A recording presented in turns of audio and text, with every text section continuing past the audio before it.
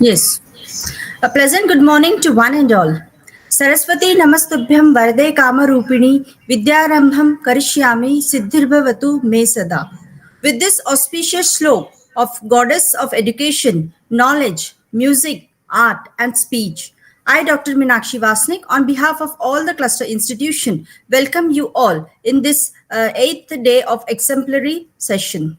It is noteworthy to mention here a famous quote that quality is never an accident. It is always the result of intelligent effort.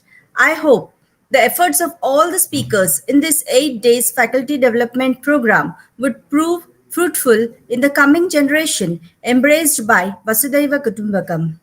At the very outset, I extend my warm greeting to the very diligent participants who are gathered here in the virtual platform across the country from various universities in this exclusive faculty development program on Indian Knowledge System organized by Matru Sewa Sangh Institute of Social Work, Rajkumar Kewalramani Kanya Mahavidyalay, Green Heaven Institute of Research Management, Manoharrao Kamdi Mahavidyalay, and Rabindranath Tagore College of Arts, Science and Commerce. I feel honored to welcome the organizers, Dr. Purushottam Borkar sir, Dr. Urmila Dabir madam, Dr. Anil Sharma sir, Dr. Usha Sakure madam, and Dr. Jayant Kangreddiwar sir in today's session. I also heartily welcome the coordinator, Dr. Prince Agashe sir, Dr. Madhvi Moharil madam, Dr. Rajni Kumar madam, and Dr. Nasir Pathan sir in today's session. Let us have the pleasure of listening to the brief review of yesterday's session delivered by Dr. Neeta Mohite Madam on the very phenomenal topic of science and technology in Indian knowledge system. For this, may I now invite Dr. Usha Sakure Madam to give a brief review. Over to Madam. Thank you, Meenakshi. Good morning, one and all. And yesterday, we really had an insightful session of Dr. Neeta Monte on the 7th day of International Indian Knowledge System, who adeptly enlightened the participants with a lucid and engaging presentation, making complex concepts easily comprehensible. Her ability to convey information in an interesting manner captivated the audience, ensuring a clear understanding of the subject matter. This certainly enhanced the overall learning experience, I guess, leaving the participants informed and inspired. In her deliberation, she highlighted the rich tradition of science and technology, which is deeply rooted in its ancient knowledge systems. The Vedas, dating back thousands of years, contain profound insight into astronomy, mathematics, and medicine. Aryabhatta, an ancient Indian mathematician astronomer, made significant contributions to trigonometry and calculated the value of pi accurately. The concept of zero and the decimal system, pivotal in mathematics, originated in ancient India, influencing global mathematical understanding. The construction of intricate temples, exemplified by the architectural marvels like the Brideshwar temple, showcases advanced engineering skills. Today, India continues its scientific advancements with achievements in space exploration, information technology, and pharmaceuticals, building upon the profound scientific heritage ingrained in its cultural and historical tapestry. The synthesis of traditional wisdom and modern innovation positions India as a dynamic force in the global science landscape. In her presentation, she also elaborated the integration of ancient Indian knowledge into contemporary science and technology, which has proven highly beneficial on various levels. By tapping into traditional wisdom, she highlighted the study of sound or phonetics in ancient India, where Maharshi Panini discussed this aspect way back in those ancient times and the contribution of the great mathematicians. This must have helped the individuals to gain insights that fosters a holistic approach to problem solving, particularly in fields like medicine and wellness. Thus, the session proved to be exceptionally enriching for the participants, exploring ancient wisdom, mathematical contributions, and contemporary advancement ignited a deep appreciation for India's scientific heritage, creating an engaging learning experience that resonated with the diverse topic discussed. Today, we would be witnessing yet another two sessions by our eminent experts, Dr. Prashant Dharmadhikari and our own Dr. Jyoti Patil, who would take you all to yet another encapsulating journey of IKS. Hope you all enjoy the session. Thank you. Thank you very much, madam, for your insightful brief review. With an objective to understand the new avenues of Indian knowledge system, we are fortunate here today to listen to the eminent speaker, Honorable Dr. Prashant Dharmadhikari sir, for today's exclusive session. It is my great honor to introduce to an eminent academician and a noted educationist, Dr. Prashant Dharmadhikari sir, a man of great vision and iconic figure par excellence. Dr. Prashant Dharmadhikari works as an assistant professor in English at the Center for English Studies at Central University of Gujarat, Gandhinagar, Gujarat, India. His area of interest is literature of neoclassical period, Victorian period, Indian knowledge system, society and literature. He is an expert member on the Board of Studies of Center for Chinese Studies and Center for German Studies at the Central University of Gujarat. Sir was invited by Maharashtra Mandal, London, US to perform a literary event on the poetic genius of Veer Savarkar to mark his 136th birth anniversary. He delivered a lecture on the Western scholar of Upanishad at HSS Edgware, London. He gave lecture on Japanese haikus about India and also was the course instructor of conversational English to the students of Kyoto Sangh University, Japan in 2019. Sir was honored to be invited by Rashtrapati Bhavan to attend a book release function in the year 2018. Sir is a multilingual personality knowing 7 languages across the world. Once again, I extend our warmest welcome to you, sir. With immense honor, may I now invite Dr. Prashant Dharmadhikari sir to conduct today's presentation on the topic Indian Knowledge System, the way towards the way forward. Over to Prashant Dharmadhikari sir. Namaste. Am I audible? Yes, sir, you are. Will you please share my PPT that has been already shared with you? Someone, please. Yes, sir.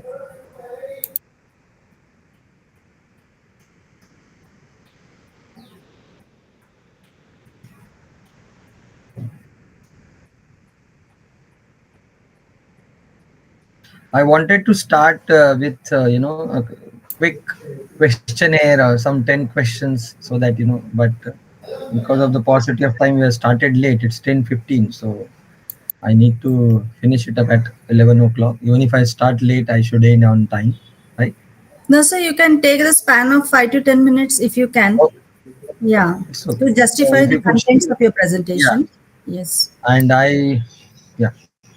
thank you very much for inviting me, Usha madam and Prince Agashe sir. We met you in Nagpur, that training. It was wonderful. For the first time, I could spend 7 days in Nagpur, and the intellectual churning that happened, that has given altogether a new vision to all of us. And we all are fellow travelers on this field. So I feel deeply elated to talk to academicians from the second capital of Maharashtra, as it is said. So thank you very much. Yeah, recently this IKS is now transformed as BKS, and we should understand what is the idea behind it. So Bharatiya knowledge system, the way forward. Next interesting poem. I want all people should go through it. It's a very small poem, hardly 6-7 lines. I hope many of or some of the participants are from English department. Or you go to the second slide, friends. Can you see that?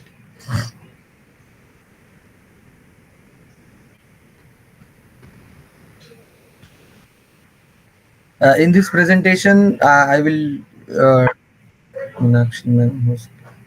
share. Okay.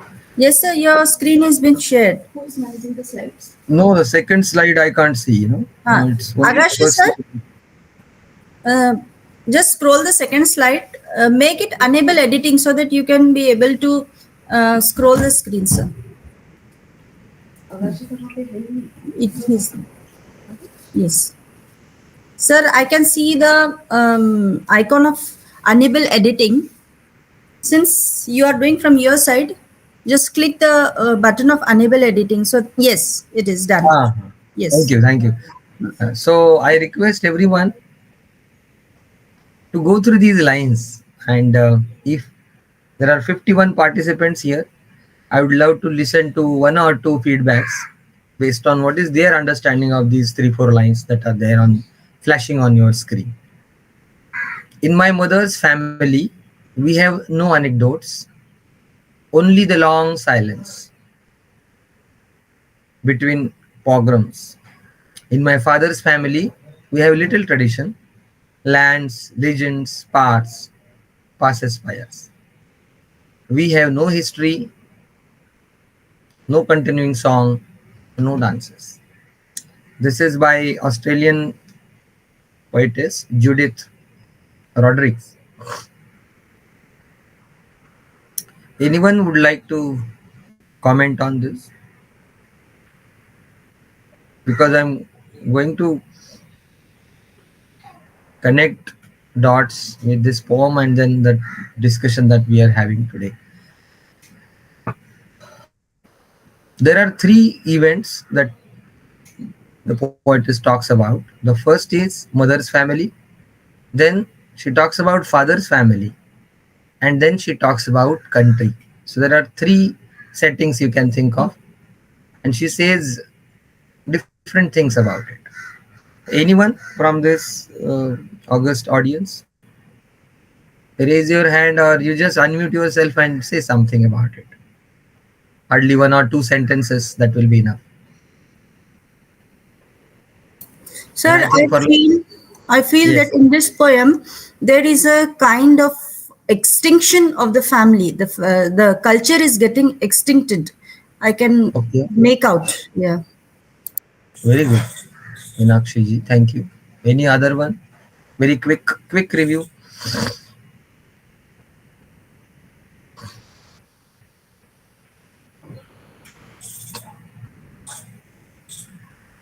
There was a very eminent English poet called T.S. Eliot. He has published a poem called Wasteland in 1922, and in that he ended the poem with Upanishad mantras. He talked about what the thunder said, the datta, dayadvam, and damyatam.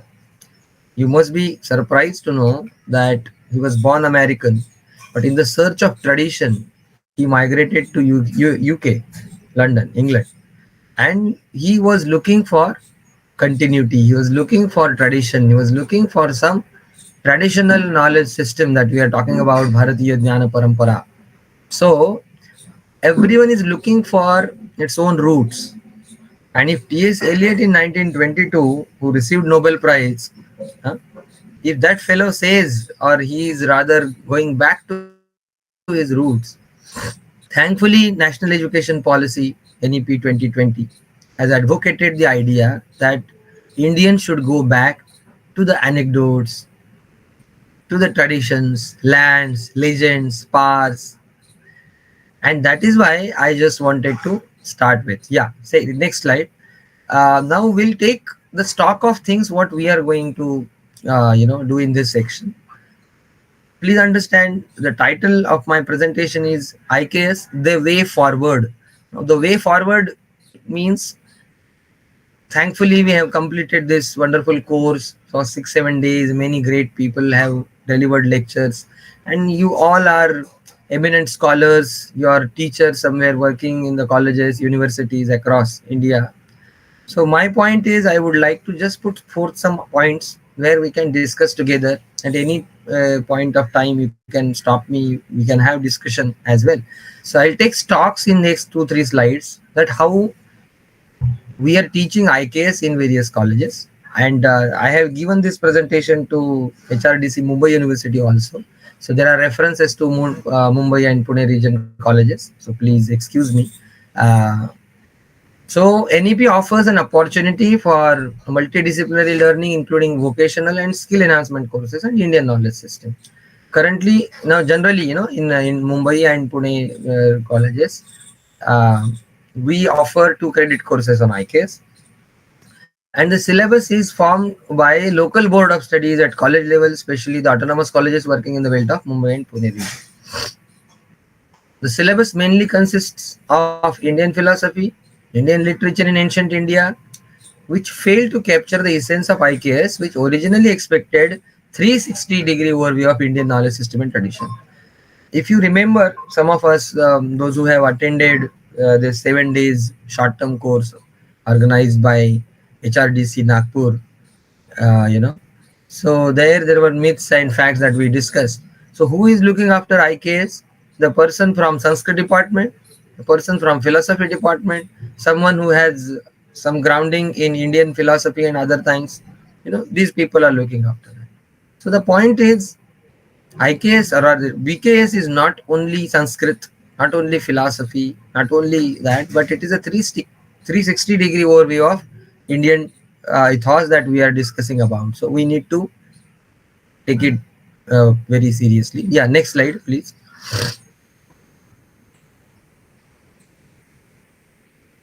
Now, these are some pinching problems that we are discussing, friends.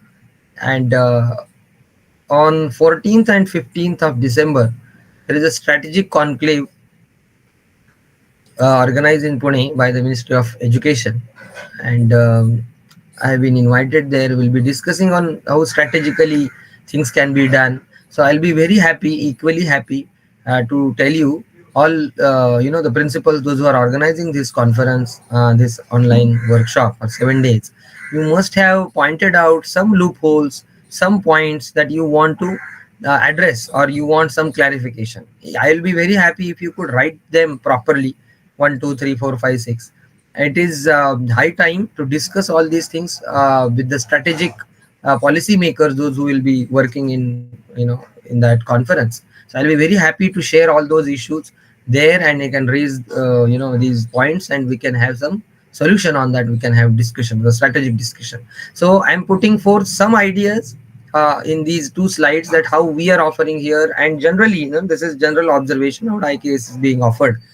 So if you have some suggestions or some problems that we are facing giving these courses and other things, you are requested to just make a note of it, 1, 2, 3, and then please send it to me. I'll be very happy to know that. Now, what is happening around is lack of faculty expertise, lack of resources, lack of clear guidelines, and physical as well as digital infrastructure are main problems faced at college level. In future, it is expected that IKS should not remain as a merely 2 credit course, but it should be instrumental in Indianizing education system in India by identifying suitable elements in Indian knowledge system traditions and practices. Indian knowledge system is all pervasive. It should be incorporated in all streams of knowledge like literature, humanity, commerce, natural sciences, technology, biological science, and even machine learning. Institutional manipulation and ideology should not dominate the space. Now, this is very important pointer, that IKS has become a kind of a smile of Mona Lisa. Everyone is interpreting its own way. So putting some yoga, putting some history, putting some philosophy, putting some this and putting some that. So now, what is the clear model that we will study in the course of whatever next 30-40 minutes? So my point is, this is pretty clear that the syllabus should not be manipulated, and ideology should not dominate the space. I think that is very much clear. Next slide, please. So how Indian knowledge system, I think for last 7-8 days you are going through all these things, so what is knowledge system and how it should be evoked. But still, some slides. Europe and so-called developed West told us that we are like this photograph. It's a soft state, and all these kinds of things. Yeah, come to the next slide. As if you have no past, and you have been always told that we are here to rule. You are incapable of ruling yourself, and that is why we are here. We'll rule the discourse, and that is the problem. For last so many years, we have lost the connection with Indian roots. So NEP 2020 And IKS tell us emphatically what we are like even in prehistoric times. Next slide. So a very quick overview. So why we are studying IKS? Why should we study IKS? So there is very famous anecdote. The king porous to Sikandar, and he says that, I hope you all know the story. And he asks, king. So King porous says, treat me as one king treats another king. So what India is looking after in next 25 years, that we are calling as Amrita Kal, that we don't want favor from someone and we don't want to look down upon anyone. Our point is, we want to see in the face, we want to see in the eyes, and that kind of treat me as one king treats another king. So that was a kind of very interesting famous dialogue.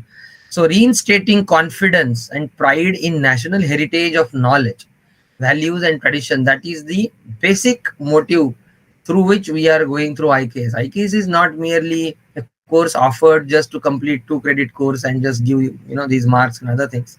Marks are subsidiary. We are instilling some ideas in the minds of younger lot that yes, Shunvantu sarve amrutasya putraha. Oh my children, you are the son of immortal. So let us come out of this inferiority complex and let us set them sparkle. It is your moment to shine. So this is a moment, and India's moment has come, and IKS is rather supplementing to that, making young force of students and teachers together to face the challenges of next 25-30 years, where India will be superpower. And very important thing that is mentioned in the red font, and that is erasing colonial mindset. So this colonial mindset is still evident in our mind, and that is very problematic, and IKS is a kind of antidote to that, and discovering the swan with us. So understanding our own identity.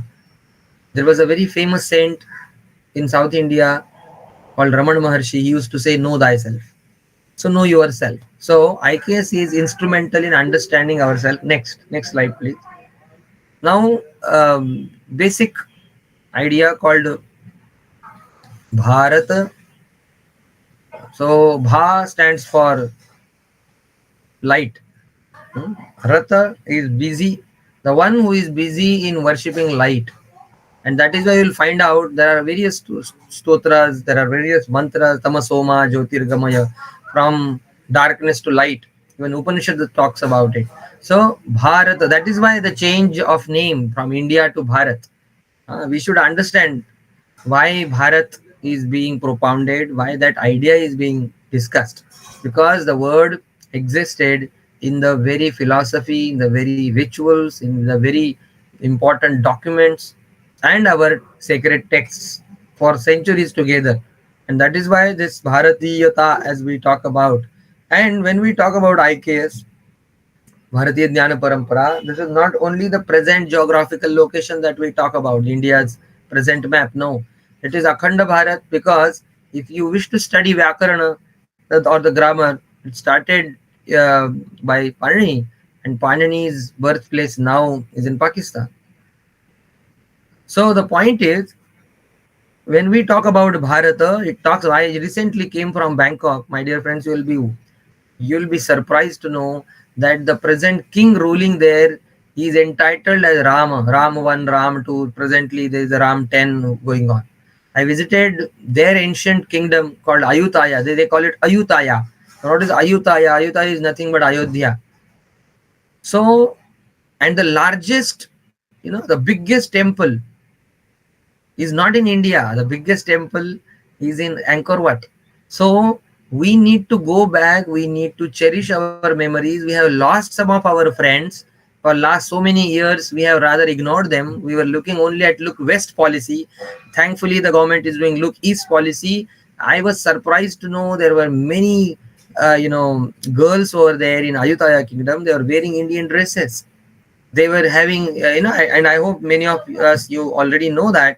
And the airport of Bangkok is named as Suvarna Bhumi, and a beautiful depiction of Samudra Manthan is being painted over there. There are many interesting visuals I couldn't incorporate because of the paucity of time. But I'm telling you, why IKS, why BKS? Because we are telling this to how many of us talk about Indosphere in our classes. Now, what is Indosphere? Indosphere means the sphere of countries or set of countries. They are highly influenced by India. We are always looking for Germany, France, America, and all these things. What about Malaysia? What about Indonesia? What about Thailand? What about Japan? What about all these? There can be wonderful collaborations in the name of IKS. So what is IKS? The way forward that I'm talking about, we can set up some centers where we'll be studying seriously on archaeology, Indian traditions, and we can have collaborations with these universities. There are interesting universities looking with great expectations to India that we should have cultural exchange programs. I had been to Japan for a cultural exchange program for 10-15 days. The students from Kyoto Sangh University come to India, and they study yoga, they study Hindi language over here, they study for they come to India in our university for 15 days, and they learn many things. Can we offer these kinds of courses? So there are 4 or 5 institutions coming together to organize this IKS course. Can we make a point and can we come out with some idea of international relations, international collaborations? I took 30 students per year to Oxford, Cambridge, and London a visit. Why? Because we want to tell them that how Britishers ruled you for 200 years. My dear friends, you will be surprised to know we are talking about Bharat. So there is an Indian institute. So this idea, Indian Institute of Technology, IIT, as we talk about here, there is an Indian institute in Oxford, some 200 years ago, started by Monier Williams and Boden professors to study India. Look how they have started investing in India. For 200 years, they have invested their knowledge in India. That is why they could dismantle us.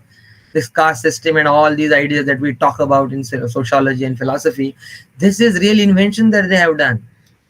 And I visited that place called Indian Institute, and the cornerstone of Indian Institute was written in Sanskrit by a British person. Understand, for next 4 or 5 years they've studied, invested a lot of their time in studying language, and they could get the mastery to write in Sanskrit.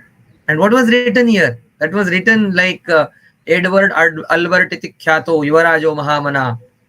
Edward Albert. So in the time or during the reign of Edward Albert, King Edward, we also have the same kinds of monuments here in India House, and in Mumbai we have Gateway of India, which was erected to celebrate him, to commemorate his arrival to India.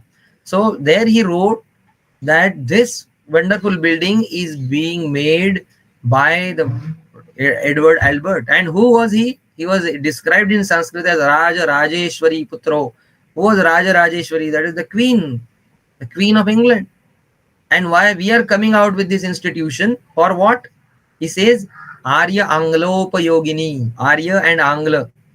So this is, investing for 150 years, studying all languages, writing grammar in that language.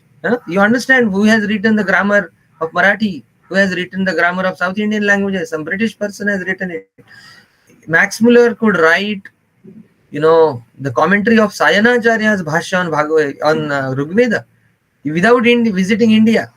So my point is, our motive to take our students to these places is to show that how knowledge is created and how knowledge systems are categorized, systematized, and again thrown back to us to study. Now in the garb of Orientalism, in the garb of post-colonialism, what are we teaching?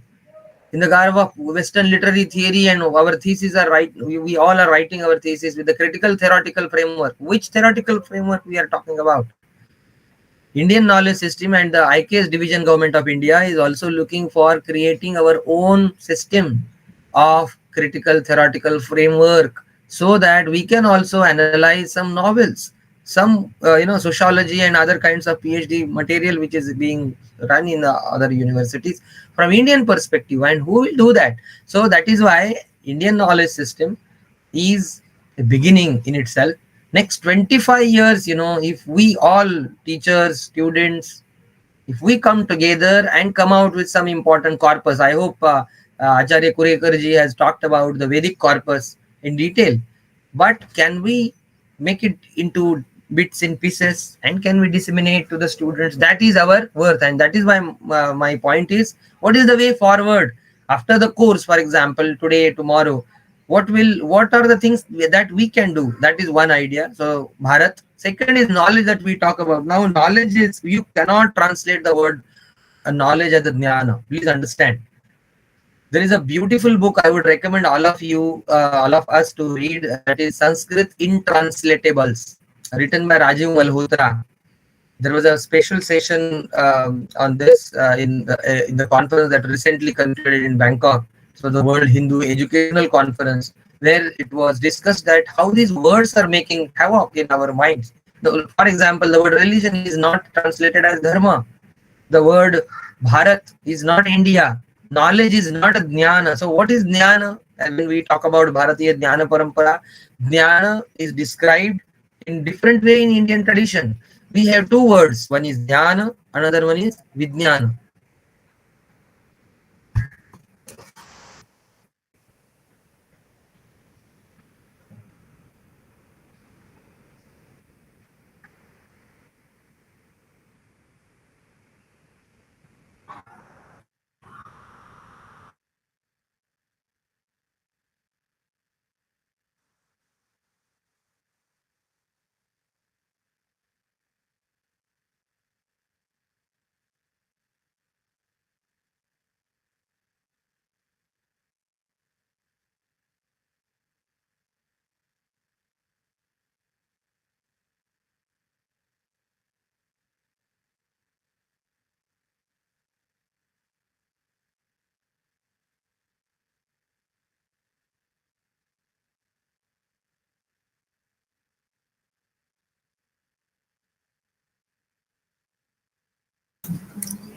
Agashe sir, is there any network issue from Dharmadikari sir? Kindly please let us know. Yes, ma'am. Yes, ma'am. Yes, there is a internet connectivity problem. Okay. Yes. Can you please call him, sir? Yes, yes, ma'am.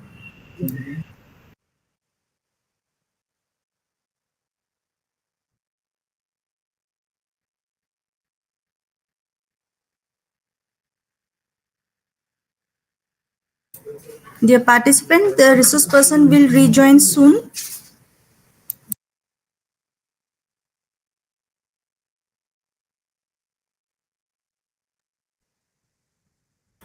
Sorry for interruption. They are joining soon.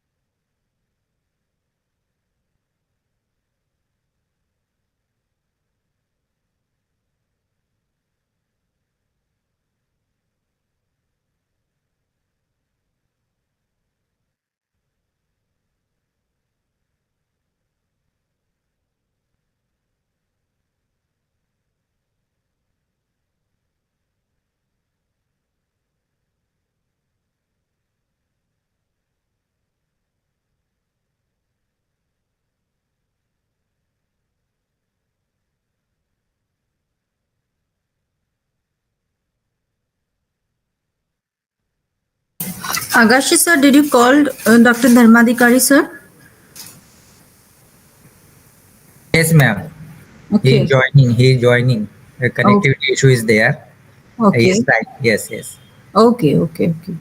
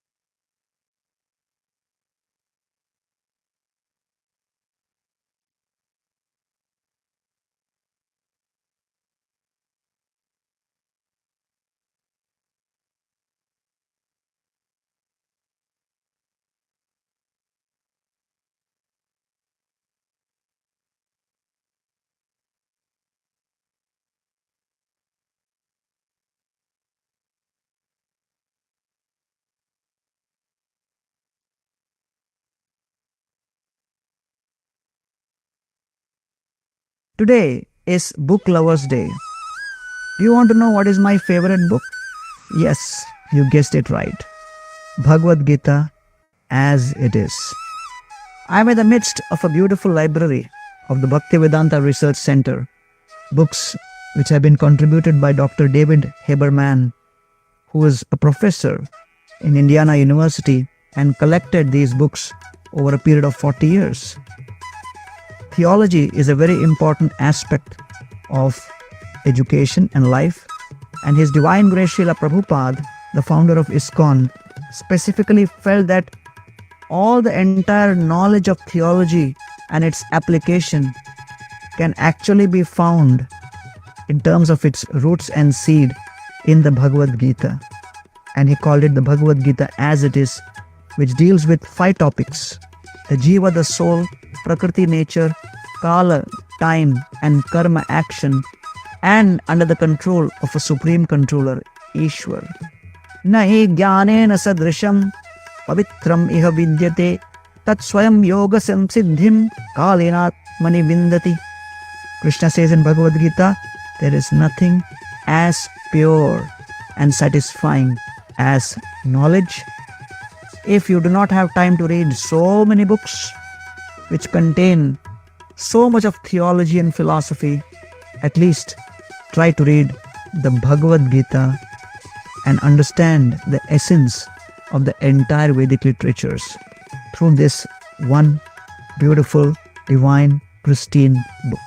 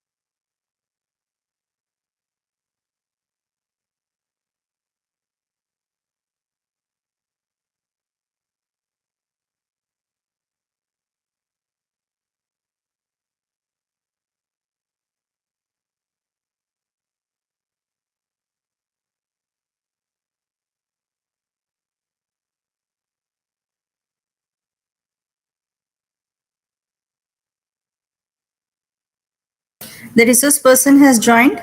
Dear participants, please have patience.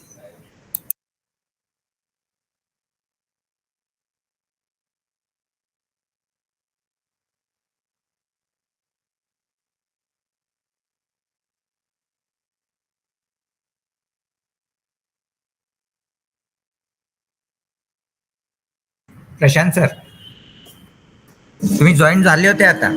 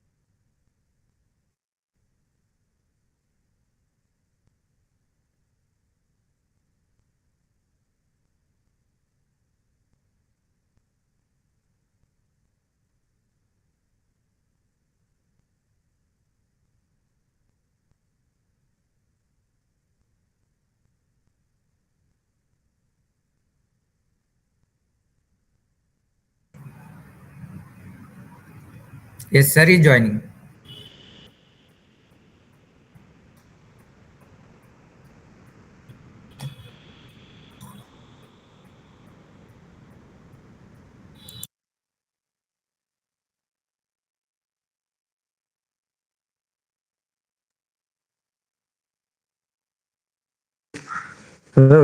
Hello. I'm joining from different Yes, sir, you can. device. Continue. Thank you. Thank Yes. you very much. Yes. Yeah, I'm traveling, so please excuse me. I'm extremely sorry for that. Yes, I sir. was speaking in a flow and I lost it. I'm very sorry. It's No, okay. sir, you can So, please continue. so as we were discussing about, we were defining knowledge. As I said, there are two words in Indian knowledge system. One is called as jnana, another one is called as vijnana. So, jnana is the real knowledge as we talk about, and vijnana is vishesha jnana like physics, chemistry, mathematics, philosophy, psychology. The things which are making sense of surrounding is called as vijnana, and the things which tell us what is the worth of our life, why are we living, what should we do, so that is called as jnana. So, avidyaya mrityum tirtva vidyaya mrutamashnute. There is a very interesting mantra in Upanishad. It says avidyaya mrityum tirtva, means avidya that is Vidya and Avidya. Again, the word that I was talking about, Jnana and Vijnana. So Avidya means Vijnana. That is the sense on surrounding world. That is also very much important. We are not negating it. We are not advocating sannyasa, that leave everything and go away. No. Our point is avidyaya mrutyum tirtva. It means the world in which we are living, we should leave it. We should fulfill all our desires. And vidyaya amrutam ashnute. So by attaining vidya, by attaining jnana, we will can become amrutatva, that is immortal. We can immortalize ourselves. So this is the concept of jnana we talk about. It means the sustainable goals that the UN is talking about these days has been discussed in Upanishads. That our life should sustain the very idea, the life force, and that should be incorporated. Now in our teachings, whatever subject that we are teaching, my dear friends, we discuss about getting marks, we discuss about, getting job and getting material prosperity. We are not denying the fact that material prosperity is not good. We are saying that material prosperity is the first step. We need to go beyond that, and that is the crux of jnana. And we should tell this to the students that getting these degrees is the beginning. But understanding yourself, as in T.S. Eliot's Tradition and Individual Talent, a very important path-breaking essay, he says that, teachers, we as a teachers can become like a catalyst. So a catalyst never takes part into chemical reaction, but he makes conducive atmosphere in the classroom.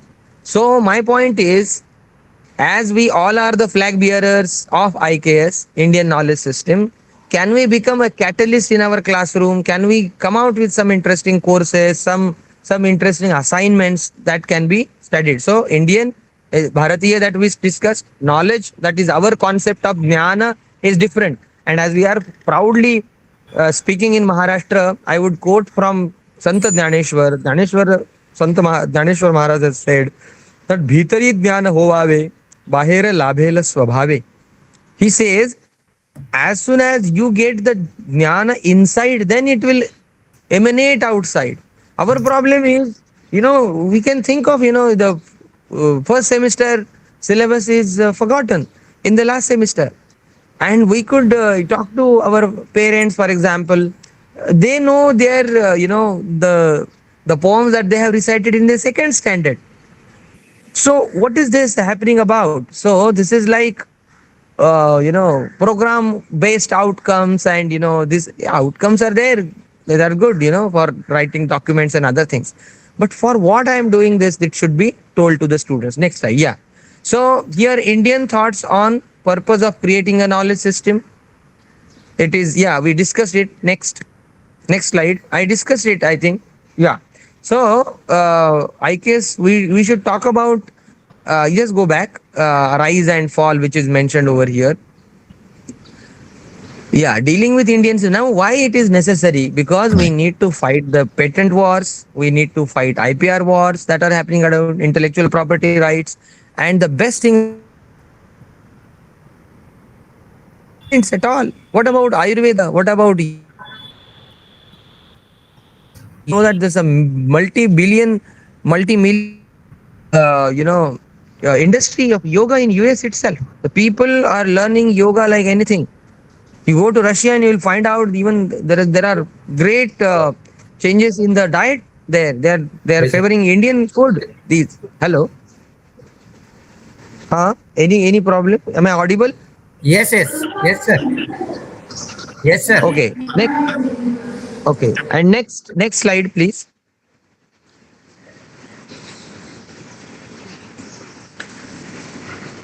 So here, an US company was awarded a patent for neem as pesticide. We failed in our efforts to get the US patent on products of the neem tree cancelled. Indian Council of Scientific and Industrial Research, CSIR, successfully forced the US Patent and Trademark Office, PTO, to revive a patent it granted on the use of powdered turmeric. So the point is, in COVID pandemic, we must have noticed, or rather we have cherished the win of Indian traditional medicine system. Our kitchen is nothing but a chemical laboratory. We don't look at it from that perspective, in next 25, 30 years, intellectual property rights and all, and are we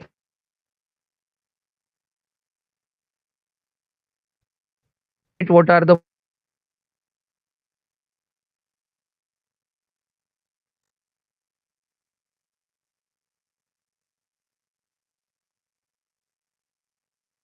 so that you can go through it afterwards. Next slide. This is importance of IKS. Yeah, next slide. So there is a picture. Yes. So when we talk about system, we say that this has not just came out of, it has fallen out of sky.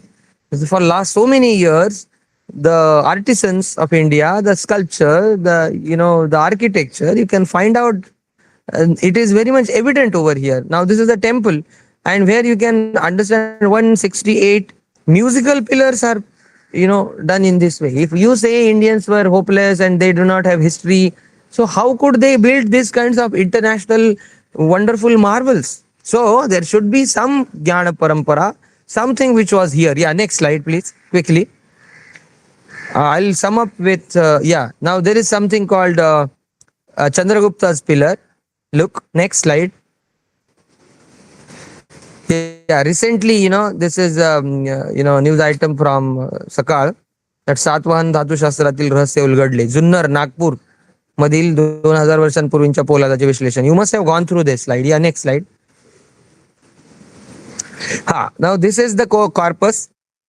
I hope you already must have by-hearted this. This is very, very important. Now we'll come to the way forward, what we are going to do in this. So literary and non-literary, corpus is there. Then we have Chaturdasha Vidyasthanas. We have Vedic corpus. I think Acharya Kurekarji has discussed about it.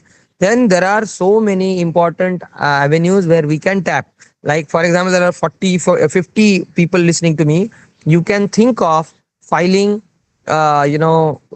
for or applying for IKS grants or research proposals. And if you remember, in the course also they told us that regional Marathi manuscripts should be studied, because everyone is studying on Sanskrit and India is a big country.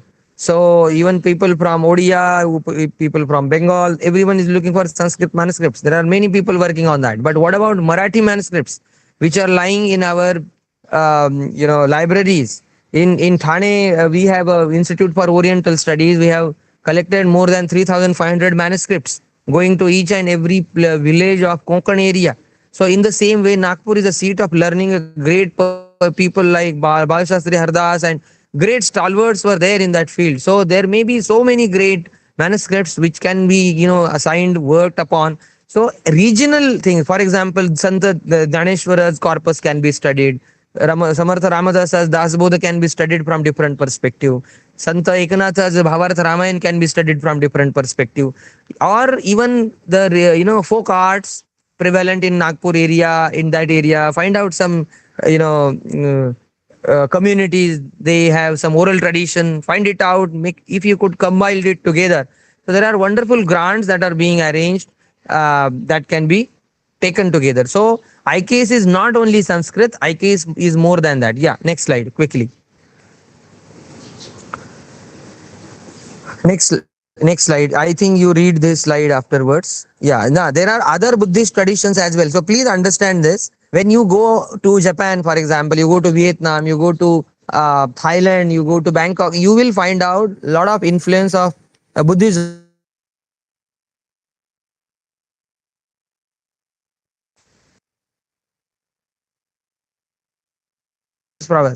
Unfortunately, we are not making out a conducive atmosphere for the people, those who are visiting India, to visit, to know more about Buddha, to know about Jainism, to know about.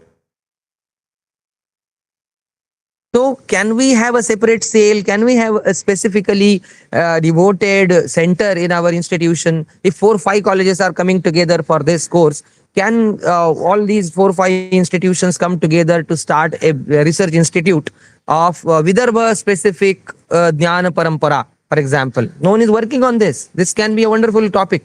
So the point is, I met a Buddhist monk in Bangkok 3-4 days ago. He said, I wish to come to Bodh Gaya. And now, can we come out with some, soft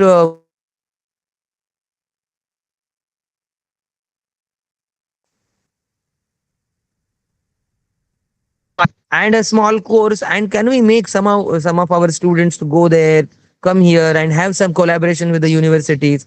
Look, my dear friends, we have great traditions with us, but we are not utilizing it. And Indian knowledge system is rather telling us that be future ready. Even some stuff which is near to you, maybe not new to you, but maybe very much new to the person who is staying in Japan, for example. Yeah, next slide. Yeah, Jain works can also be studied, and the mathematical scientific tradition in Jain and Buddhist literature can also be studied from that perspective. Next slide, please. Yeah, now Chaturdasha Vidya Sthanas, you have gone through it. Next slide. Next slide. Yeah, now this is the unique aspect of IKS. The entire knowledge is to be transmitted orally and committed to one's memory. Now, oral traditions, even you take example of Panchanga. You'll be surprised to know in Japan, there is a work going on Panchangas. There is a very great scholar called Micho Yano who is working on Panchangas, Indian, Bharatiya Panchangas. He has documented it. All PDF copies are there, and he is working on, on the comparative analysis of Japanese and Indian almanac. So, when we went to Japan, he has given the date not in the Gregorian calendar format. He says Ashada Shuddha or Magha Shuddha, something of that. A person from Japanese origin is giving you dates in Indian calendar. It was a great surprise. And this is how our cultural exchange program with Kyoto Sangh University started. Our founder, Dr. Vijay Bedekar, he was on the visit of some conference and he met Micho Yano, and he said, we are studying on Indian gods. Like, for example, Ganapati is studied in Japan, is considered as Kangiten over there. Saraswati is worshipped there, Indra is worshipped there. So even comparative iconography, comparative these, the analysis of, religion can also be worked out. And just with the sheer love for Ganesha, 20 students from Japanese university come to Mumbai to study how Ganesha is, immersed, how it is installed in various places. We take them to Indian, houses, and they enjoy these things. So the point is, if Ganesha can, even a simple one initiative can come out with a great cultural exchange program together, just find out, jot it down, the beauty that we have. For example, I had been to Ramtek, which is a Kalidasa's, this Meghaduta was written there. I have seen, very limited number of resources available there, and people were busy with some other things. Can that center be come out with a very different perspective where we can study about, the archaeological things, the historical things about Vidarbha region and its own references. Yeah, next slide, please. So we need to find out these unique aspects, and the best aspect of our IKS is we are talking about, for example, Indian medicine. Charak Samhita is written in verse. This you nowhere find. You will not find at all anywhere in the world that the treatise in mathematics like Leelavati written by Bhaskaracharya is written in a beautiful Sanskrit. It says Lalitya Leelavati. So these words are used just to popularize the idea of mathematics. So the person who was a scholar of mathematics was all equally a scholar of language as well. So this kind of multiplicity, multilingualism is promoted. And another very problematic issues that we face is, we as an Indian, we have this inferiority complex. For example, an average American knows only one language, and that is English. But average Indian knows at least 3 languages: English, his mother tongue, and Hindi. So we are superior to them, but a kind of colonial mindset is there, a white man's burden is there, and we are uncomfortable. So we need to come out of that, and that is the sheer motto why we know Bharatiya Jnana Parampara is being promoted, and rather we should promote in our classrooms. Next, quickly. Yeah, and my request to all of you is now you must have gone through this book. I know that, but still, if there are 60, 70, 80 people, those who have registered for it, make it a point that you call to the publisher and make it a point that you are giving the copy of this book to each and every one. You pay, you take money, what or whatever the, amount is there of this book. But this book is the authentic, I can say, the authentic book to start whatever courses that we are having it. I am reviewing some syllabi of various universities, how they are designing their IKS courses, and there are great blunders. So can we have some role model to come out with? So this is a wonderful book which is written by B. Mahadevanji, Vinayak Rajat Bhatt. It's an Indian knowledge system, and this is very interesting book. Yeah, come to the next slide, and I'll suggest some 2-3 things, and I'll end my session, my dear friends. So this is a chapter organization in this book. Now there are many. One is as they say. Art, there are commerce, there are engineering, there are architecture, there are so many interesting streams happening around. So this book is designed in this format. Look at that, is a part 1 is Indian knowledge tradition that is discussed as a theoretical framework by us. Second one is foundational concepts in IKS for science, engineering and technology. In that all these issues are there. Part 3 is specifically devoted to science, engineering and technology in IKS. And part 4 is humanities and social sciences. Now what happens, now if you have the course, if you have the book, it's okay. But what next? Because we are busy with so many other committees and these things, we get some time to attend some these kinds of courses. But how to manipulate, how to use it, and how to practice it in the our day-to-day communication. For that, there is a wonderful suggestion that I have. Go to the next slide. Now this book is the first precursor you can think of starting with it. Yeah, go to the next slide. There are some myths. We'll come back to that afterwards. Go next. Next slide, sir. Just a minute. Yeah. So my request to you is I will share these links to you. There are 2 courses available on Swayam. It's a free course available. If you want to get certificate, you need to pay 1,000 rupees, and there is a proctored exam.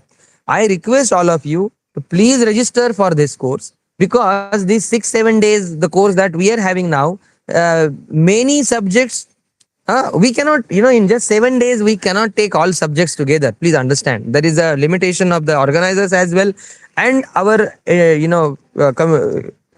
this attention span is also there. But there are 2 courses. One course is offered by, if you could zoom it out, you will find out, friends, Swayam course 1. This is Indian knowledge system, concepts and applications in engineering.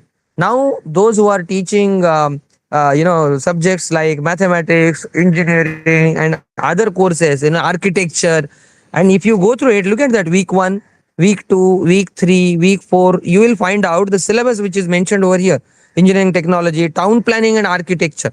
Yesterday, I was traveling from Gujarat to Mumbai by Vande Bharat. I met a professor. She was sitting beside me, and she is teaching architecture in a very important university in Ahmedabad, CEPT. And I just shared this course with her, and she was so surprised. She didn't know about it, and she said, "Sir, these 2 modules are very useful, and I'll work on this because I'm working on town planning and architecture.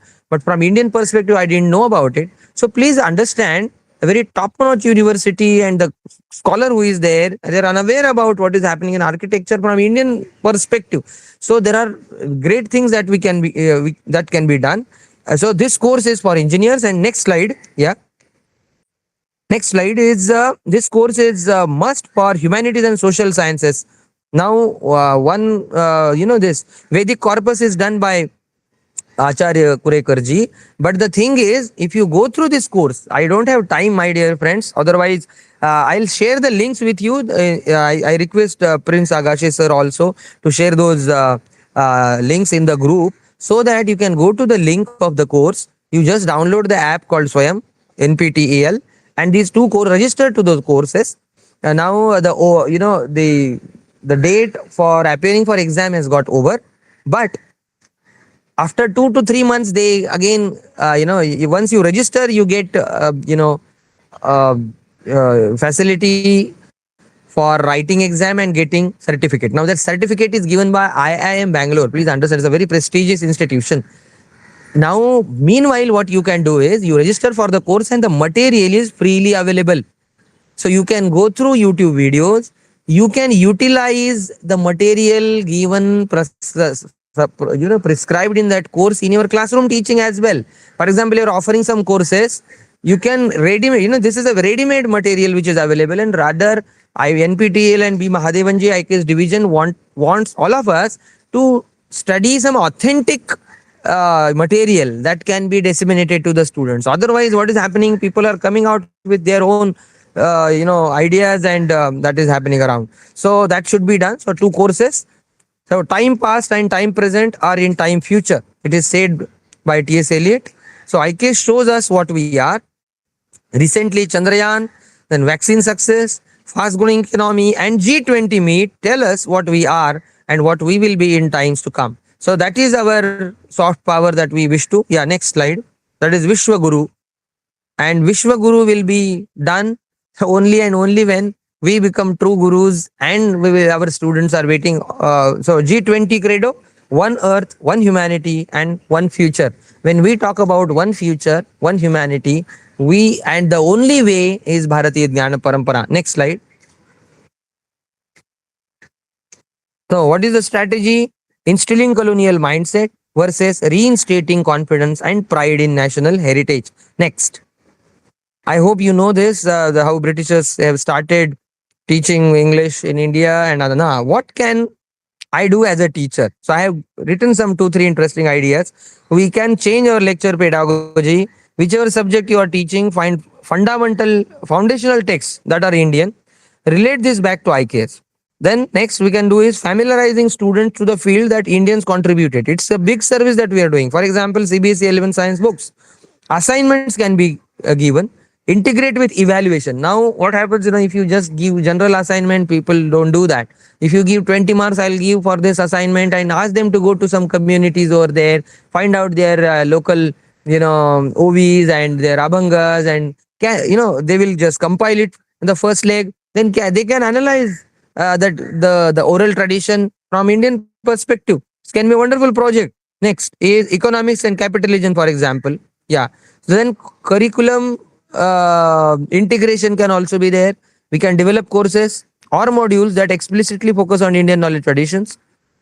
This can be done. Then interdisciplinary approach should also be taken. Guest lectures can be organized. Reading the texts. Now assign reading from classical Indian texts and contemporary academic literature that explore Indian knowledge traditions. This can help students engage with primary source and critical analysis. And there are research opportunities. One is encourage graduate students to pursue research projects or these related Indian knowledge traditions. Now, if you go to the website of Indian IKS division, you will find out there are 3 funding opportunities that you get. One is student internship. You can think of applying for that. You ask students, your students get some money, and initially you can think of organizing it. Yeah, next slide is this. I think this is the last slide. I wanted to ask this. Can you tell me who is this bird?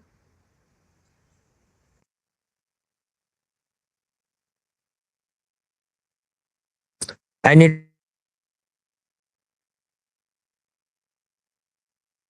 anyone? Any guesses? Who is this bird? And we'll end our session. There are 2-3 slides that is out. If you go back and if you, yeah, that is ostrich. Thank you, Joyce. Yeah. So ostrich, what he is doing, we have become ostriches. We are studying something else. I'm not. Yeah, it is hiding his head in the sand. So we are also rather we are not looking at which is very much evident the Bharatiya Jnana Parampara which is available with us. So can we go back to that? Can we come out of that and we'll study? So we need to beat this syndrome. We have to find it out, and that is the thing. If you go back to just 3-4 slides back, I just wanted to myths, hardly 1 or 2 slides, and I'll end. Go back. Myths as it is written. Myth. Yes. This myth one. IKS is done by Sanskrit people. That is a myth. What is the fact? There is nothing like Sanskrit people. There is nothing like Sanskrit people. Please understand. Everyone who is born Indian, irrespective of caste, creed, religion, whatever it is, this is a shared knowledge of our forefathers. It is our duty to disseminate. That's all. So this is not done by these people and that people. Rather, 360-degree perspective, different perspectives can be brought together. Second myth is IKS is a discipline, subject specialization. So there is IKS department. Now, IKS department only will not go into IKS. Please understand. Every teacher who is teaching whatever subject of his choice, he should go back to the roots, foundational texts in Indian knowledge tradition. Unit 1 can be studied in that way. So IKS division also doesn't want that it should be separate department. Rather, it should be infused seamlessly in the beautiful departments that we are teaching already. For example, I'm teaching English literature. I'm teaching, for example, Milton's Paradise Lost. So I start with what is the idea of epic. So what are Indian epics? Can we compare with Odyssey, Iliad, with Ramayana and Mahabharata? Students get comparative edge of understanding. Yes. Then we can analyze what he is talking about. For example, the first book of Paradise Lost is called as invocation. Now, invocation is very much there in Indian tradition as well. In Mahabharata, we have great invocatory verse. In Dhaneshwari, we have Om Namo Jiyadya. So, can we have some parallels in that way? So, in a way, we are not teaching only English literature and John Milton. We are teaching them Kalidasa. We are teaching them Ramayana. We are teaching them invocatory addresses of different 10 epics. And students they say, wow, you understand? So, my point is, having this attitude in our regular teaching can also change. Myth 2 is, and the fact is IKS is a label given to collection of interconnected disciplines. So it's not a separate department. And nowadays NEP and there are every day there are courses and lectures on IKS. As if it's in vogue, it's in fashion. But the point is, unless and until we don't complete these 2 courses offered by Swayam, it is my request to you, I strongly reiterate, I strongly recommend that these 10 modules should be completed by all of us. Yeah, next slide. And we'll end. Myth 3 is IKS has answers to all problems of life. Our ancient teachers have given us all solutions. Now, this is a WhatsApp University quote. You go on the top of your house and you send thousands of messages stating that this was there, this was there. This is again causing a lot of problems because there are people, they don't want IKS to be brought into society or into the syllabus. So for them, it is a easy pawn that we are giving in their hands that, look how we are doing this. We should be rational. We should say that what is the fact? Our ancient ancestors tried to answer the problems which were prevalent in their times. Hence, it has not have answers to all questions. So let us be very much evident in that way. So that take it as on factual basis. Our students should say that this is discussed in our text only and this is not discussed in foreign review. Let us not we should not say in that way. Next very important myth is myth 4, and that is IKS is ancient. We say no. IKS includes all knowledge, traditions of India, past and present, because it is evident, very much evident. Today also, for example, if you are eating something, we use turmeric into it. Turmeric has antiseptic ideas and it helps us in that way. So this is a traditional, it is ancient as well in present day. Look at Ayurveda, how it is treating. Look at yoga, it is treating depression and other things. You find out all these premier institutions and the students are addicted with drugs and depression, this and that. And we were taught that Jaisi Sthiti Ahe, Taisha Paran. Look at Santa Varkari Parampara as a beautiful manual of understanding psychology. Unfortunately, we are not looking at them from that perspective. Look at Dasbodh as a great manual on management.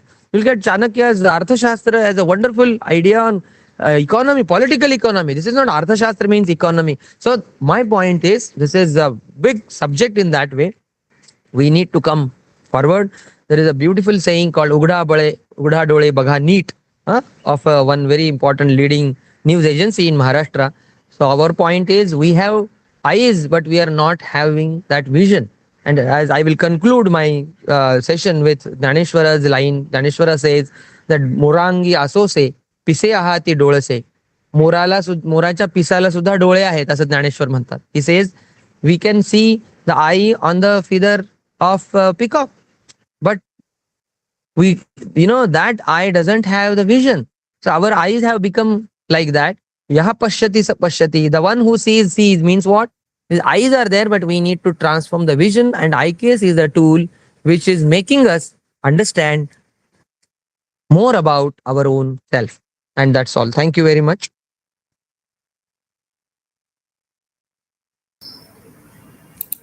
Thank you very much, sir, for your insightful presentation. You beautifully began your presentation with the Australian poet Judith Rodriguez and ended up with the great saint Sant Gnaneshwar, which was really the brainstorming to understand the concept of Indian knowledge system from literary perspective. You have highlighted on various innovation and predicted implications of Indian knowledge system in the Indian higher education system, and also gave some futuristic suggestion for its effective implication towards achieving its objective. Thank you very much, sir, once again. For the 8th day plenary session 2, today we have with us yet another eminent academician and an erudite scholar, Dr. Jyoti Patil Madam amongst us. Dr. Jyoti Patil Madam is an ex-principal Renuka Mahavidyalay Besa, Nagpur. Madam is a recipient of many awards like Adarsha Shikshak Puraskar, Indrani Jagjeevan Rashtriya Samman Padak, State Level Shikshak Ratna Puraskar, Mani Ratna Shikshak Gaurav Award, World Environment Educational Award, and Devi Ahilya Samriddhi National Award. So with a great respect, may I now invite Dr. Jyoti Patil Madam to deliver her presentation on the topic, Westernization of Indian Knowledge System. Over to you, ma'am. Patil Madam.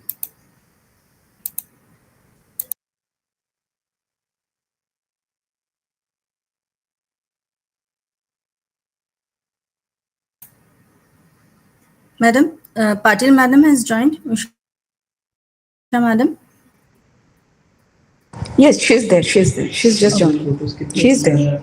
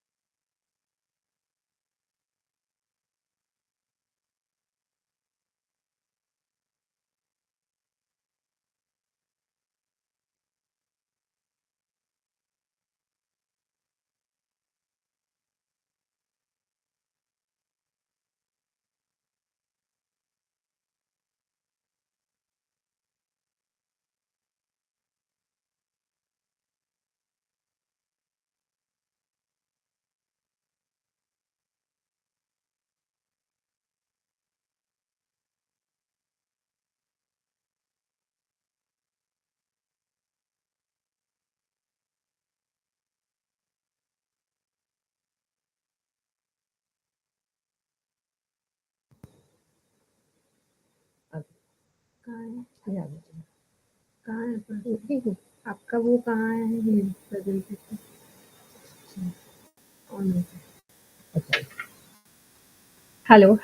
hello, am I audible? Hello. Yes, you are audible. Yes, ma'am. Yes. You are audible. Please go ahead. So I had started with the technical trouble. Sorry for that. Thank you, dear Meenakshi. Today we do not know. We are just facing all sort of technical problems today. This is the last day, and we are experiencing it. Otherwise, Okay. all the sessions were running very No, smoothly. I was expecting wonderful sessions. I have also attended some sessions. Thank you, dear Meenakshi. And warm and vibrant good morning to everyone present over here.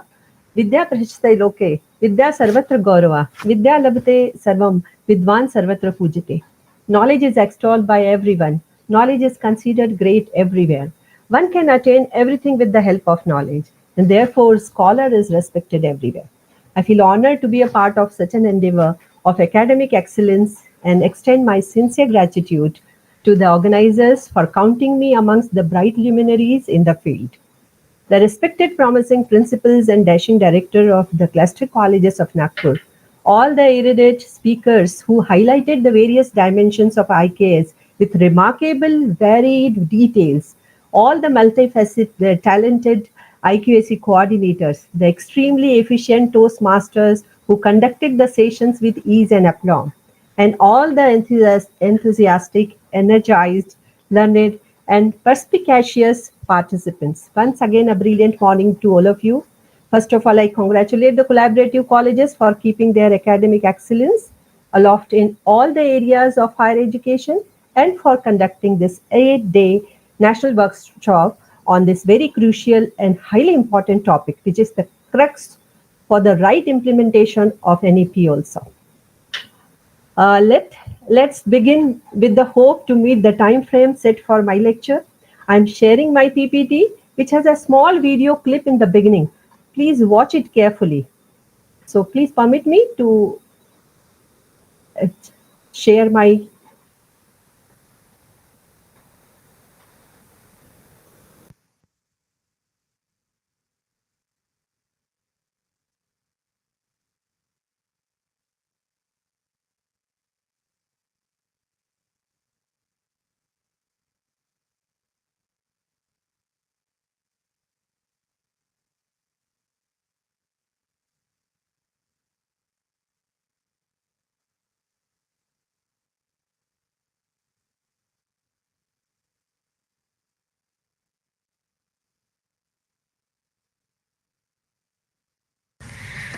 मैं उस देश की नागरिक हूं जहां छत्रपति शिवाजी महाराज और सम्राट अशोक जैसा राजा था। मैं उस देश की नागरिक हूं जहां हर 50 मील पर रूप, पहनावा, मजहब बदल जाता था। मैं उस देश की नागरिक हूं जहां डाल डाल पर सोने की चिड़िया को पाया जाता था। मैं उस देश की नागरिक हूं जिसे अपने भूगोल के पहले इस ब्रह्मांड का भूगोल समझ आता था। A very frenetic morning to Honorable Prime Minister Sir, respected Minister Sir. This is Shweta Umre from Government Institute of Forensic Sciences, Rashtra Sant Tukadoji Maharaj University, Nagpur, Maharashtra. Today, I will be speaking on the topic connecting India economically, culturally, and geographically. Now, when I look at this topic, I can see two aspects. The first aspect is how do we connect India to itself. The second aspect is how do we connect India to other countries globally. So when I talk about the first aspect, I dearly feel that India is already a connected nation. Now how? NASA has reportedly stated that the sound of the rotation of Earth is Om. And we have been worshipping Om, we have been worshipping landscapes, rivers, lakes since ages now, which states that our culture is born out of the geography of our country. Moving ahead to how culture is connected to the economy. When I talk on this, how can I not talk about the heritage tourism that we have, about Char Dham, about Golden Temple, about Haji Ali Dargah, about the beautiful churches of Goa. This heritage tourism generates revenue for our nation, and this revenue helps us build a better, a stronger economy. And that we have a stronger economy now, it is possible for us to reach to the portions of the country that are in the most remote areas. And this would lead to not only literate individuals, but educated individuals. And educated individuals of this nation would arise and develop a better and stronger culture, would arise and take care of the geography of their nation.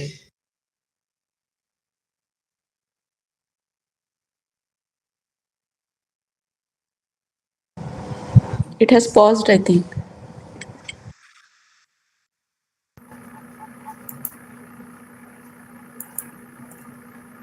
Am I audible now? Am I audible? Yes, you are. Yeah. So this is just a glimpse of integration of Indian knowledge system. I showed this clip to feel proud of our rich heritage and promising talents that we have. See, Sidney J. Harris has rightly said, the whole purpose of education is to turn mirrors into windows. With the rise in westernization, we have experienced some rapid cultural changes. In this age, where Western impact has brought numerous changes, it has also led to the risk of us forgetting our roots and culture. And I agree with Steve Jobs when he said, your time is limited, so don't waste it living someone else's time. India's knowledge systems have the potential to provide pertinent reflections for the NEP 2020, charting a future course of action with its integration within existing educational frameworks. And my presentation here has 6 sections, focusing all the dimensions of my topic, that is impact of westernization on IKS. So let's begin with it. The first section is NEP and IKS. It's oft repeated and oft quoted by all the speakers, erudite speakers.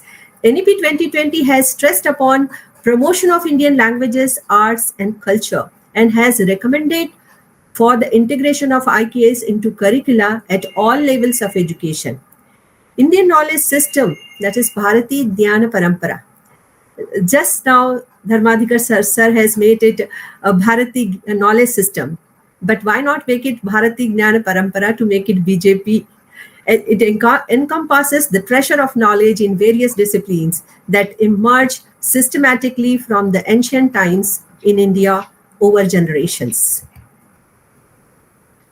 Indian national policy, under that, NEP 2020 aims at a complete metamorphosis of the higher education landscape of the country in all its structure, content-related, and pedagogical dimensions.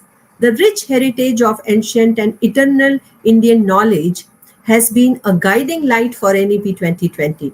And the vision of this national education policy is actually aiming at building a global best education system rooted in Indian ethos, but keeping in view the requirements of fourth industrial revolution, that is smart industry. We have to keep pace with the technology, new technology, AI, real-time data, automation, and then characterized by increasing proportion of employment opportunities for creative, multidisciplinary, and highly skilled workforce, and thereby transforming India into a global knowledge superpower.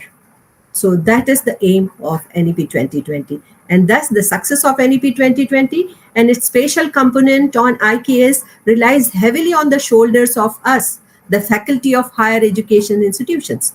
Most of the faculty in HEIs across the country, although experts in their respective fields, that has been told to you all through these sessions, many require additional familiarization efforts for the Indian knowledge system, and as Dharmadhikari sir has rightly mentioned, to attend those MOOCs, join those MOOCs courses, those are really important to enhance and enrich our knowledge. Let us go to the second section, that is ancient Indian knowledge system. In the context of India, where there is an unbroken living oral tradition with a history of more than at least 5,000 years, the ideas and practices of Vedic literature are codified in the Vedas and other resources. They may be a repetition, but I'll give a different facet. So they are the 4 Vedas: Rig Veda, knowledge of the verses; the Yajur Veda, the Samaveda, and the Atharva Veda. The first 3 Vedas, Rig, Yajur, and Sama, they are known as Traividya, threefold knowledge. Actually, a Veda is a collection of poems or hymns. Sir has rightly said. All our knowledge is actually in a poetic way. Okay, so they composed in Sanskrit during the second millennium of BCE. If I say BCE, it is not before Christ, but it is before Common Era. Okay, and each Veda has 4 subdivisions: the Samhitas, mantras and benedictions; the Aranyakas, text on rituals, ceremonies, sacrifices, and symbolic sacrifices; the Brahmanas, commentaries on rituals, ceremonies, and sacrifices; and the Upanishads, very, very important, text discussing meditation, philosophy, and spiritual knowledge. That is an inseparable part of Indian knowledge system. Some scholars add the 5th category also, the Upasana, that is worship. Vedas are actually basically Shruti, what is heard, distinguishing them from other ancient texts which are called Smriti, which is remembered. The next in line is 6 Vedangas. So Vedangas are actually limbs of Vedas only. That they are Shiksha, not education, phonetics. Shiksha, phonetics; Kalpa, rituals; Vyakarana, grammar; Niruktama, etymology; Chand, metrics; Jyotish, astronomy. Then we have in the line Itihasa, we have the scriptures, Ramayana, Mahabharata, and Puranas, Vishnu Puran, Bhagavad Puran, etc. The Dharma Shastra we have already seen, Manu Smriti, Yagyavalk Smriti, Parachara Smriti. These are Smriti, not Shruti. Okay, and Darshana, they have actually it has 6 orthodox and 6 heterodox systems. So here I'm not going to explain them. It's already been talked by the previous speakers. Jnana is the next one, but Jnana, the legal setup, it is based on logic and epistemology. And there are also 4 Upavedas, namely the Ayurveda, that is healthcare; Dhanurveda, archery; Gandharveda, dance and music, etc., all the kalas; and then Sthapatya Veda, architecture, about which we have been talking, and we have wonderful temples. The tradition are exemplary, that we have so many temples. They are remarkable in all the ways. So this Ayurveda, if I talk about, is the most sacred science of life, beneficial to humans both in the world and the world beyond. Credited to Rishi Charak mainly. The origin of Ayurveda is actually attributed to Atharva Veda, where several diseases are discussed with their treatments. And according to Ayurveda, the human body is composed of 4 basics. That is dosha, dhatu, mala, and agni. And then Dhanurveda is actually, this is an Upaveda or sub version of Yajurveda, by which the soldiers can become proficient in the war techniques, combat methodologies, and the science of weaponry. It is not only Dhanur, but there are 8 type of weapons, and even there are weapons with mantras, they can do it. So all the methods are given there. Gandharva Veda is actually the Upaveda of Samved, which is associated with the musical rhythms, rhymes, intonation, and different ways of chanting mantras. So it is musical. Samveda is related with music. And Sthapatya Veda is the aspect of cosmic knowledge of natural law. Can you believe this? When we are talking about the physical things, but that they are related with the natural thing, natural law, to establish any building, any village, any city, or any country for that matter, in full alignment with the structuring dynamics of the whole universe, which maintains the connectedness of everything and everything else, which in the first video clip you must have seen, she was talking about the connectedness. That connectedness is there. That is the basic of our Indian knowledge system. The Western system, when we talk about the knowledge system, the Western system thinks of a knowledge, traditionally mean word, thought, principle, or speech. In contrast, Indian traditions of thought, theistic as well as atheistic, looked at knowledge as an experience, as knowing, a verb, an internalized acquisition, or to use a Greek term for it, gnosis, that is knowledge of spiritual mysteries. A psychologist, David Krathhol, in 2002, under the revised Bloom's taxonomy, we are now very much dealing with taxonomy and all because of COPO and PSO. under this revised Bloom's taxonomy, he distilled knowledge into 4 types: factual, knowledge of terminology; conceptual, knowledge of relationships of concepts; procedural, knowledge of processes and methods; and metacognitive, knowledge of learning strategies and processes, which can also be called knowledge and understanding of your own thinking. This is very important as far as that student-centric approach is there. We talk about metacognitive. These are propounded by the Western world. But see, our Indian knowledge system has far better things for in comparison to all these perceptions. But perhaps we have not gone and went back to see our scriptures and read those Puranas and Vedas to learn about the system of teaching. When we talk about the source, the knowledge, there are major sources of knowledge through some categories. So they are categorized under 5 headings: how we get knowledge, experience, authority, deductive reasoning, inductive reasoning, and the scientific approach. So you can see how it is so varied. So you can have with experience, then you can have a command over it, that you can use your analytical skills, and then you have a scientific approach, logical approach to that. The curriculum in Pathshalas, including subjects like local languages, arithmetic, religious texts, practical skills based on the needs of the community. Can you believe this is the crux area of NEP 2020 also? The needs of the community should be addressed, and those skills should be actually practiced. The Indian epistemological knowledge tradition, we have 6 important sources of knowledge here. So epistemology, I told you just, this is a part of Nyaya system, logic and epistemology. That is the sources of knowledge, basic knowledge.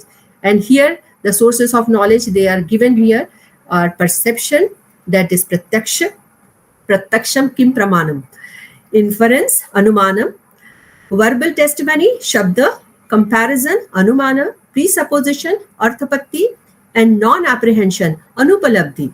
Anupalabdhi is actually the immediate knowledge of non-existence of an object. If something is there in the line, and if you see one thing is missing out of those things, immediately you come to the conclusion. So these are these areas. Perhaps you can see in legal setup, Evidence Act actually deals with this. So this is the basic the knowledge system has given us.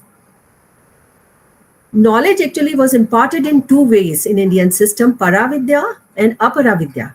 Paravidya is the knowledge of the supreme, or the highest knowledge of self-realization, or knowledge of the supreme self. This is very important.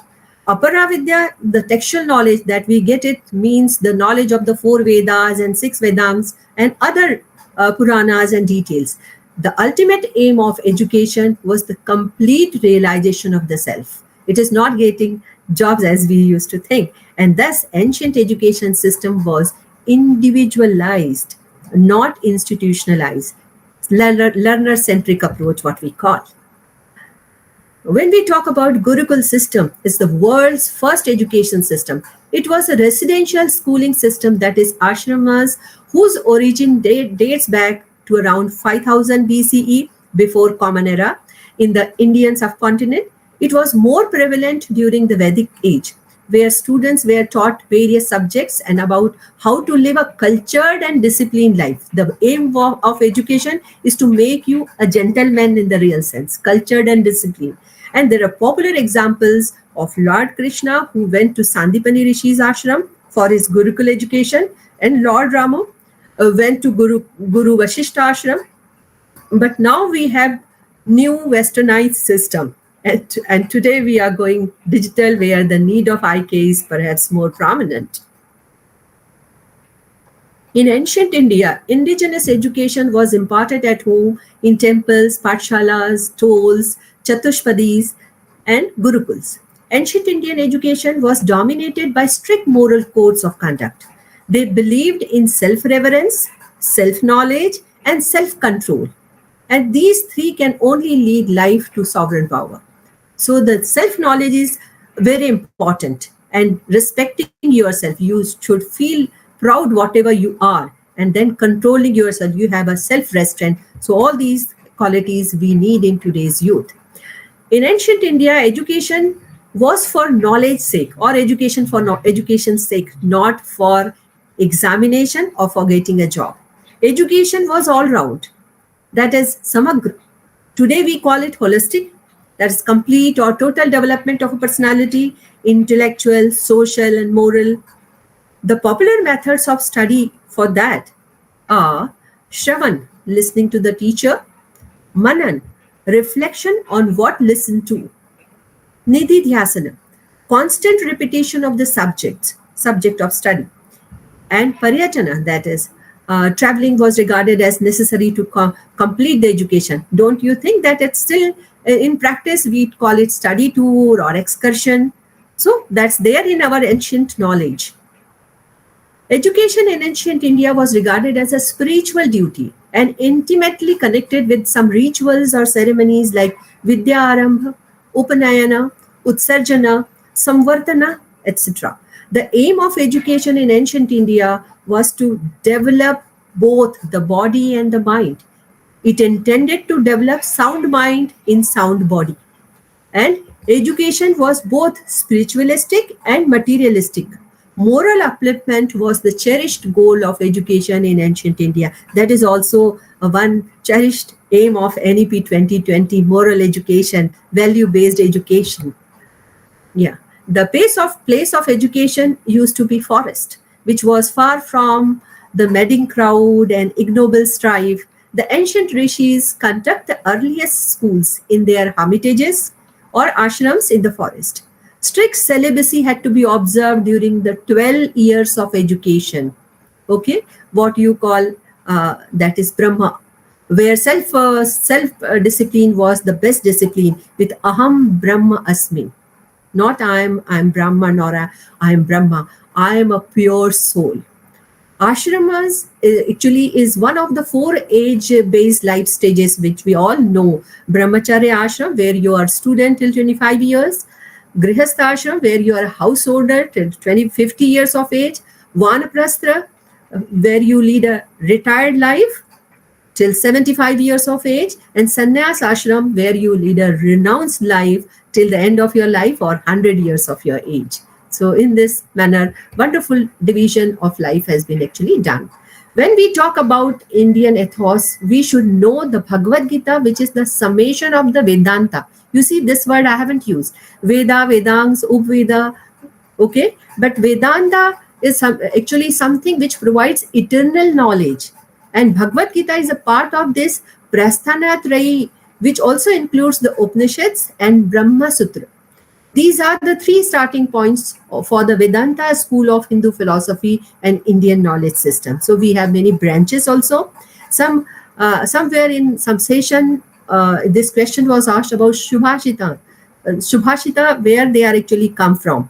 So it literally means well said or good speech. This compilation actually are drawn from the various sources like Srimad Bhagavat, Puranas, Ramayana, Mahabharata, Upanishads, and Brahma Sutras. India is proud land of hosting maximum perhaps 16 ancient Indian universities some 3,600 years ago. They are Takshashila, Mithya, Telhara, Nalanda, Sharda Peeth Temple, Vallabha, Pushpagiri, Udanpuri, Vikramshila, Sompura, Vikrampur, Morena Golden Triangle University. Can you believe? Have you ever actually come to know about it? Many of these universities mentioned here came to an end around 12th century, and we know why they are not in existence. Nalanda University was built by Kumar Gupta of Gupta dynasty in the 5th century CE, Common Era. Now AD is not in use, Anna Domini, we call it CE, Common Era, and before Common Era is BCE. The universities like Nalanda, Vikramshila, etc. were destroyed around this period during the Mughal invasion of India by the fanatic Bakhtiyar Khilji from Turkey in 1193 CE. And Takshashila was burned by the White Huns in 600 CE during 5th century, who came from Iran through Afghanistan. Now understand the present concepts. Many of my friends have already dealt with this. Let's understand my version. This IKA present concept is well-structured system and process of knowledge transfer rather than just a tradition. So it is not a tradition, it is a process of knowledge transfer. Don't you see knowledge transfer is there in NEP 2020? Which actually we are required to have this knowledge transfer process where big weightage points are given. Established in October 2020, IKS. Now, do you remember that our NEP 2020 has been introduced in July 29? Okay, in 2020 only, and just hardly few months after that, October 2020, IKS has been actually introduced. That is an innovative cell under Ministry of Education, MOE, Ministry of Education. As a concept, IKS was introduced through National Education Policy 2020. As per the UGC draft, the IKS syllabus, which will include topics like, which is there, you can see Indian logic, Indian linguistics, Indian metallurgy, Indian architecture, etc. And there can also be elective courses on special topics that are part of IKS, such as Indian algebra, Indian astronomical instruments, Indian iconography, Indian musical, etc.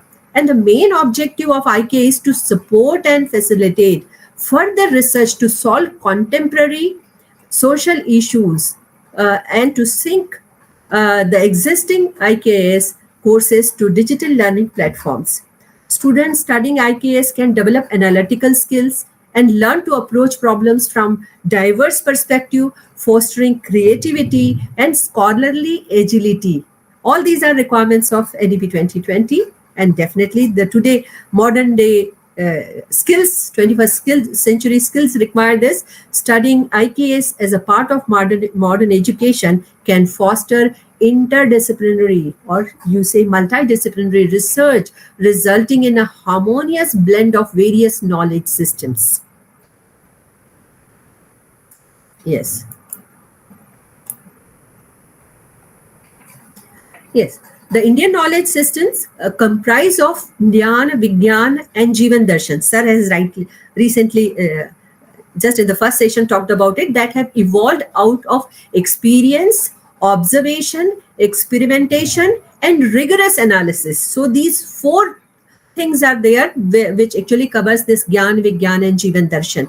This tradition of validating and putting into practice has impacted our education, arts, administration, law, justice, health, manufacturing, and commerce. So Indian culture, which is one of the oldest and richest cultures in the world, with varied language, custom, and belief. Okay, so with that we have that IQAC, which covers the required traits like patriarchy and matriarchy, which you can see here, rural and agrarian, mutual respect and tolerance, spiritual and materialistic, individualism and collectivism, caste and class, unity in diversity, tradition with modernity, and dynamic with syncretic.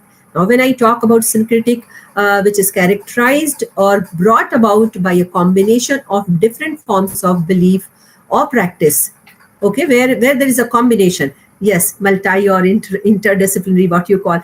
And now the example I can take is what I remember is Swami Ramdev practices a syncretic form of medicine, borrowing from Ayurveda, naturopathy, and yogasana traditions. So this is one example. Now I have come to the third section of my presentation. Third section is about our ancient scientists. And I am really thankful to Neeta Mohite, who has highlighted many of the areas in very detail. In ancient times, India was one of the most advanced nations in the world. Centuries ago, Indian sages had the kind of knowledge which many modern scientists lack. Many Indian sages made discoveries that no one could think of back in those times. Aryabhatta was a master astronomer and mathematician, born in 476 CE, Common Era in Bihar. He formulated the process of calculating the motion of planets and the time of eclipses. He was the first to proclaim that Earth is round. It rotates on its axis, orbits the sun, and is suspended in space. 1,000 years before Copernicus. Now, Copernicus has been credited with all these. He is also acknowledged by many as the first person who calculated the value of pi. Madam has gone into the details of this value of pi.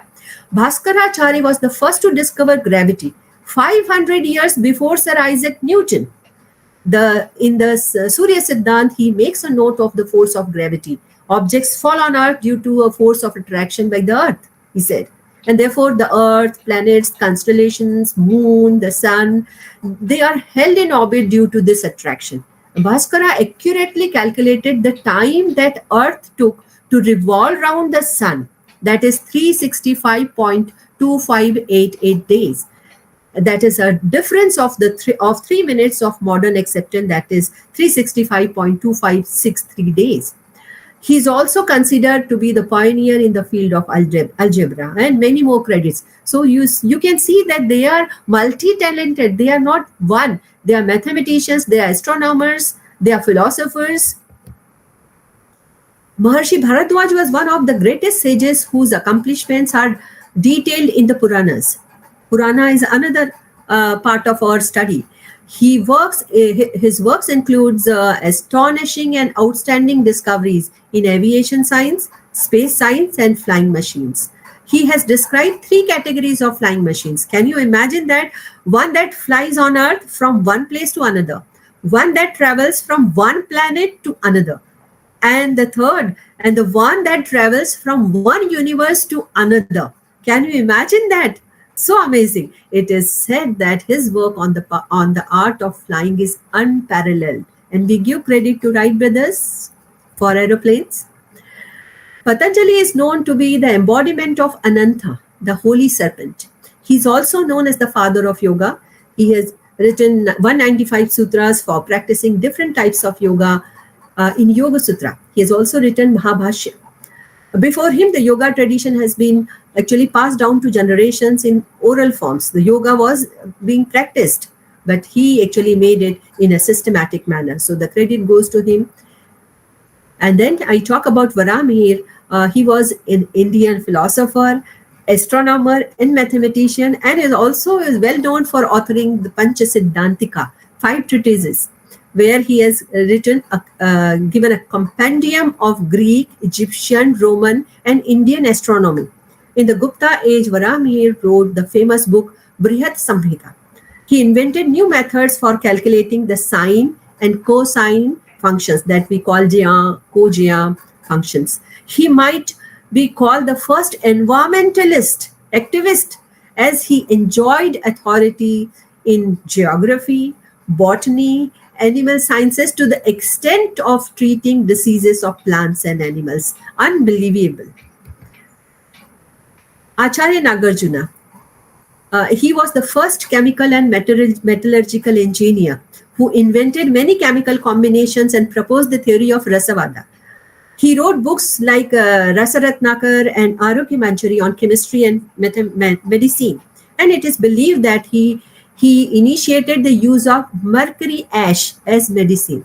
Basically, rasa means mercury, and by which metals and minerals are transformed into medicines to make the body strong and healthy. It also involves the science of converting base metals into gold, which is called science of alchemy, what we call parasmani, paras, which turns iron into gold.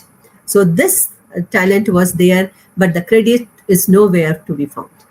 Next in line is Maharshi Kanad. Neeta madam has already talked at length about him. Actually, he's known as Kashyap, but the name was given later on. He was an Indian scientist, I should say, who proposed the theory of atoms and explained how the matter is composed of invisible units that cannot be further subdivided into smaller particles. And he propounded the atom theory of Visheshik philosophy. Neeta madam talked at length about Visheshik philosophy. He was the originator of the particle molecule theory. Hence, it is called Kana. Okay. And here there is a comparison, the law of motion given by Sir Isaac Newton in 16th century AD. Here it is written, that should be 16th century CE, Common Era, whereas Rishi Kanad has given this in 2nd century BCE, that is before Common Era. And he says in the first law of motion, under this Vaishashik Sutra, he said, Vega nimitti vishesha karmano jayate. And in the second law of motion, he says, Vega nimitta pekshat karmano jayate niyate kriya prabandha hetu. And the third law of motion, he says, Vega sayoga vishesha virodhi, where Newton says to each and every action, there is always an equal and opposite reaction. So see the difference which has already been given by our sages. Those are the real scientists, but the credits are somewhere else.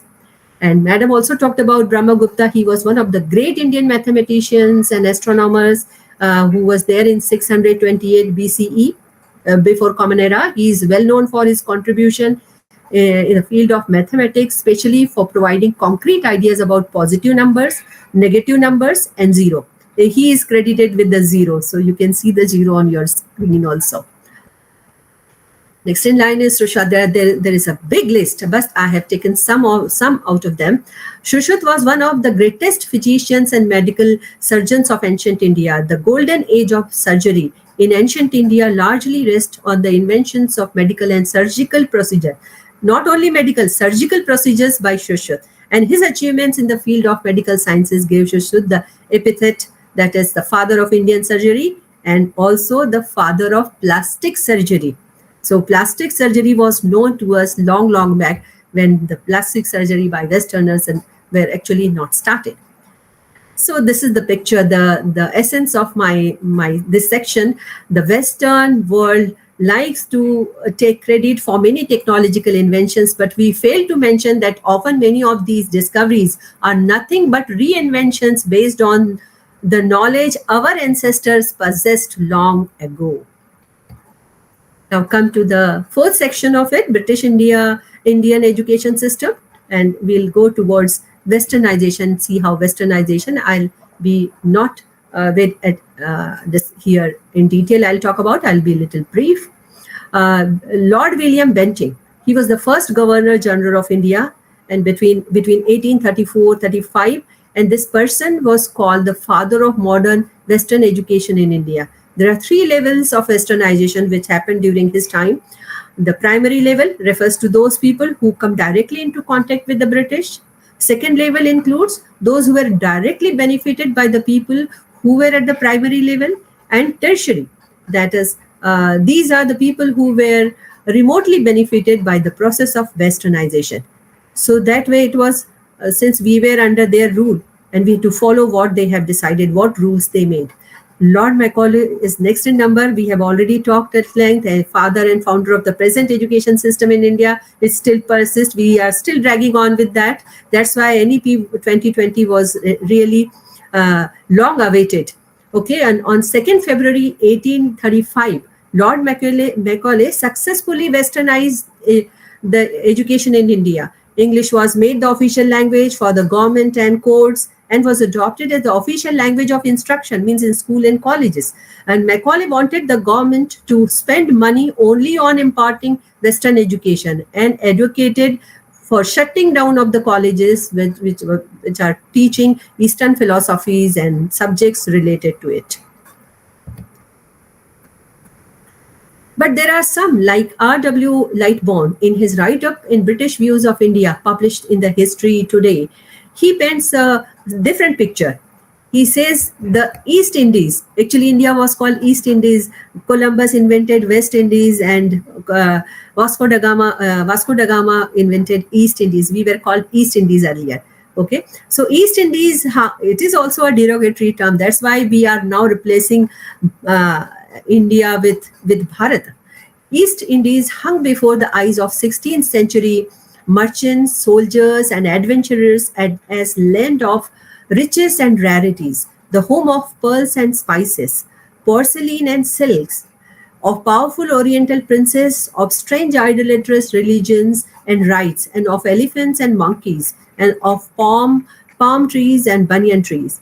The interest that made these travelers come to India to study it and write about their observations shows how much the civilization of this country fascinated people beyond its borders. So we had so many things to be proud of, but all these things were influenced by westernization.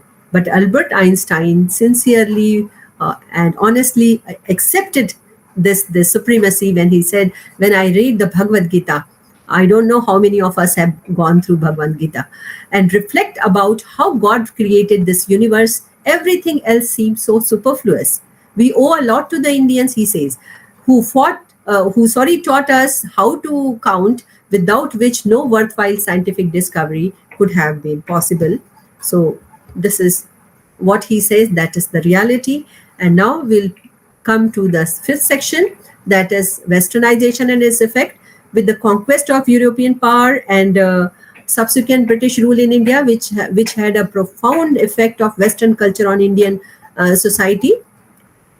Our sociologist, well-known sociologist, N.M. Srinivas, he refers westernization. He studied and he gave a definition of it in his book Westernization to the changes brought about in Indian society and culture as a result of over 150 years of British rule. And the term subsumes changes occurring at different levels. They are technology, institutions, ideology, values. And westernization implies changes, as you can see, in dress, style of eating, manners, purpose of studies, and the change in the medium of instruction. The influence of Western culture started during 19th century when British established their colony in the country. And it happened in many different ways, including adopting English instead of a native language, wearing typical Western clothes, abandoning a religious belief in favor of Christianity, or even watching Hollywood movies. A major downside to westernization is the ancient traditions and practices were lost. Now, the impact of westernization can be ascertained between two things. What they thought they were doing. So what they said, that they are changing, they are eradicating the social evils from the society, and so many things they are doing for the betterment of women, caste system, marriages and all. But what they really did is that disrespect for our culture, neglect of Indian heritage, negation of Gurukul system, and popularization of Western culture. That they really did. And the effect of westernization on Indian psyche can be ascertained as, which really has impacted us, indulgence in place of restraint. So we have become restless in place of patience, pleasure in place of content, money in place of values, and physical gains in place of moral attainment. So these are the things now we are facing, and this is something which I have shared with you. If the curricula is implemented wrongly, see what happens. That should not happen with us, because with us we had, though the reason is actually we have the tolerant spirit, that tolerant spirit of Indians, which was largely responsible for the spread of westernization. But there were also some moments to preserve Indian values. The Brahmo Samaj and the Arya Samaj. Brahmo Samaj started in 1822 by Raja Ram Mohan Rai, and Arya Samaj founded by the Maharshi Dayanand Saraswati in the 1870s. And these reforms movements promoted values and practices based on the belief of the Vedas. Now we have entered to the last section, that is comparison of Western and Indian knowledge system. You see, if I ask you what are the biggest challenges facing humanity today, you can evidently answer climate change, terrorism, mental depression. You can talk about the wars, the Ukraine-Russia war, and Israel-Hamas war, or Azerbaijan or Armenia war. Okay, these problems only seem to increase each year at an accelerated pace. What are the solutions that we have for them? The West has been unable to address them. This is particularly because their worldwide and societal structure do not provide the knowledge and the associated praxis to address these challenges. We need an integrated approach that results in harmony within oneself and with nature. See, again, that is there, the harmony with nature. And this is the core of Indian knowledge system.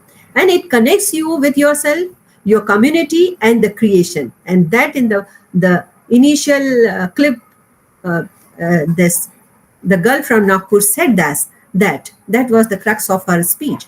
And importantly, it provides a praxis in the form of yoga, Ayurveda, and rituals that follows the knowledge to be practiced in a simplified and distilled manner by the larger populace. Not many slides, but some few slides, two important things are left. It happens only in India. This I have written, you see, these are all happy pictures you can only find in India. But westernization has greatly affected our traditions, customs, our family, our respect and love for others, elders. The concept of joint families is fading fast. Marriages are breaking. Our tolerance and patience for which we were known, Indians were known, have exhausted. The kids no more get the care of and love or any teaching from their grandparents. All our rich values and traditions are slowly dying down. What to do? Where to seek the solution for?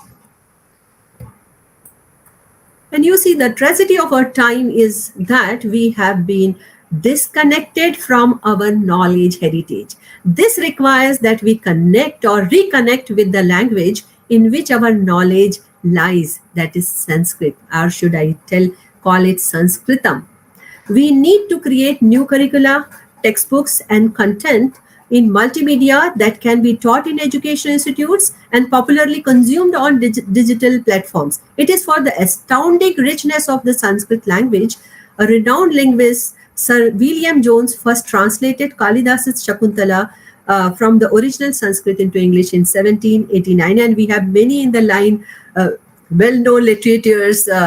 Those were Sanskrit scholars from W.B. Yeats to T.S. Eliot, sir has just mentioned, okay, who talked about the Sanskrit mantra, Datta, Dwadham, and Damayata. But he also talked about that April is the cruelest month, and I'll show you fear in a handful of dust.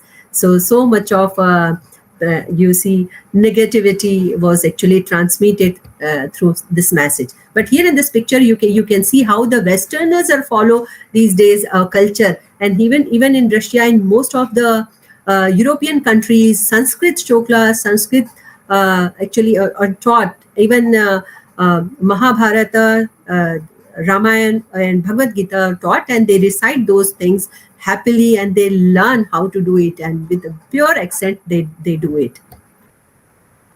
Swami Vivekananda famously said that education is the manifestation of perfection already in man, and the education system today is designed for the atomized individuals serving the industrialized world. It creates self-centered, job-seeking individuals who are focused on making a living. So we are now churning out those individuals. They only want to earn. They only want to earn money. How can making a living be the highest aspiration of anyone? The solution for this new education system lies in the Indian knowledge system. Our ancestors have delved deep into human nature and believed in Vasudhaiva Kutumbakam, which is also this G20 breath line, and that is well-being for all. Mahabharata says that a student learns 1/4 from the teacher, his teacher, 1/4 from his own intelligence, 1/4 from with the passage of time, and 1/4 from his peers. So in that way, there is a kind of a system, and this systematic approach actually leads you to the well-being. It's not only the well-being of one person, but well-being of all. It also happens in India. But you see, all these negative pictures gives you a positive side also. It is also a show of extraordinary togetherness and tolerance. And it is our VOC point of everything depends on the way you look at it. Okay, good thought should be kept and bad thought should be shredded out. I have two case studies for you now. Coming to the end of my presentation, I have taken two case studies. One is about the Hindu calendar. That is Indian calendar, the Gregorian calendar, which replaced the Julian calendar. Earlier, they had Julian calendar, and then Gregorian calendar replaced it. And it went into effect in October 1582, which introduced it as a modification and applied all over the world. The Hindu calendar, which is called Panchang in Sanskrit, is one of the various lunisolar calendars. Lunisolar means based on moon's activities, moon cycle, as well as sun's activities. Okay, unlike the Gregorian calendar, which adds additional days to the month to adjust the mismatch for the mismatch between 12 lunar cycles are 12, so 354 lunar days and nearly 365 solar days. Okay, the Hindu calendar maintains the integrity of lunar month. It is lunar month, but inserted an extra full month. Do you know Adhik Mas? Okay, once every 33 months. Okay, to ensure that the festivals and crop related rituals fall in appropriate season. And that is, one is Vikrami calendar. Okay, it's named after King Vikramaditya and starts in 57 BCE, before Common Era. The lunisolar Vikram Samvat calendar is actually 56.7 years ahead of the solar Gregorian calendar. Can you imagine? We are far ahead. This year is actually 2080 VS. That is 2080 Vikram Samvat begins, which began in the modern term. It began in mid-April 2023 CE and ends mid-April 2024 CE, Common Era. So you see, one more example is here. That is the Hindi version of the preamble of the Constitution of India. The date of its adoption is written here as 26 November 1949. Actually, is presented in Vikram Samvat also as Margshish Shukla Saptami. Margshish is the month. Shukla is the Paksh. Krishna Paksh and Shukla Paksh you have. You know it, okay, as per the activities of the movement of the moon. And Saptami, the 7th day, Samvat 2006. So this was incorporated in 2006 and now we are in 2080. Can you imagine? So this we have to think and rethink about why to follow Gregorian calendar and why not our own glorious and proven calendar, which is proven time-tested calendar. Another case study is about the concept of federal state and Swaraj. After independence in 1947, there was an opportunity for us to create a constitution and design a state, Rajya, that aligns best with the nation, Rashtra. However, we adopted a colonial state without an analysis or a debate of whether these align with Bharata. That is our national aspirations. Consequently, today we have dissonance between the state apparatus and the aspirations of the nation. And this needs, we have seen Delhi and central fight, okay, bitter fight. And this needs a thorough study grounded in the Indian knowledge systems to present a new theory of the state. So we have to think about where we believe in, that is Gram Swaraj and local self-government. That is important. That is the strength of real democracy. And then again, I will conclude with a small video clip. Please give me time so that I can shift my microphone. Otherwise, you won't be able to listen to it.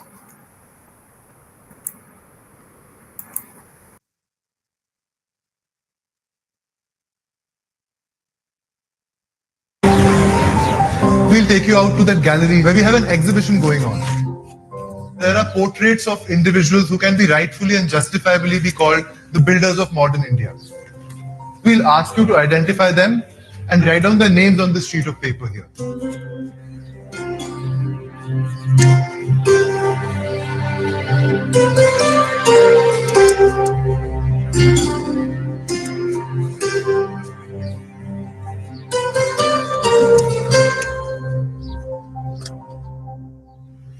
How did the exam go? Any estimate as to what the highest score could have been? 2? 3. But the highest score on the sheets which are currently with me is 1 out of 6. Let me now tell you who they are and how they have built the nation.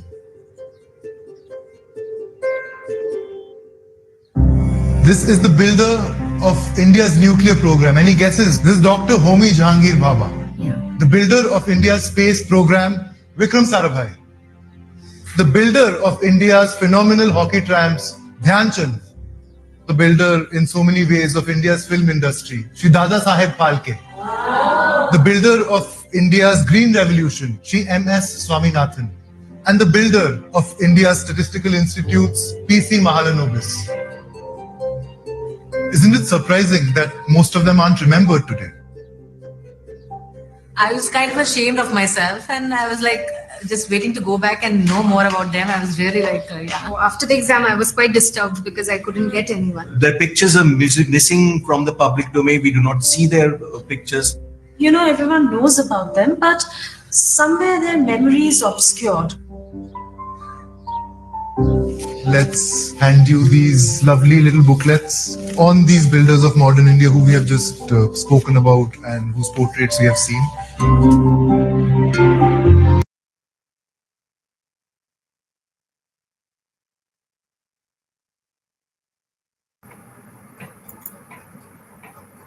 Hello.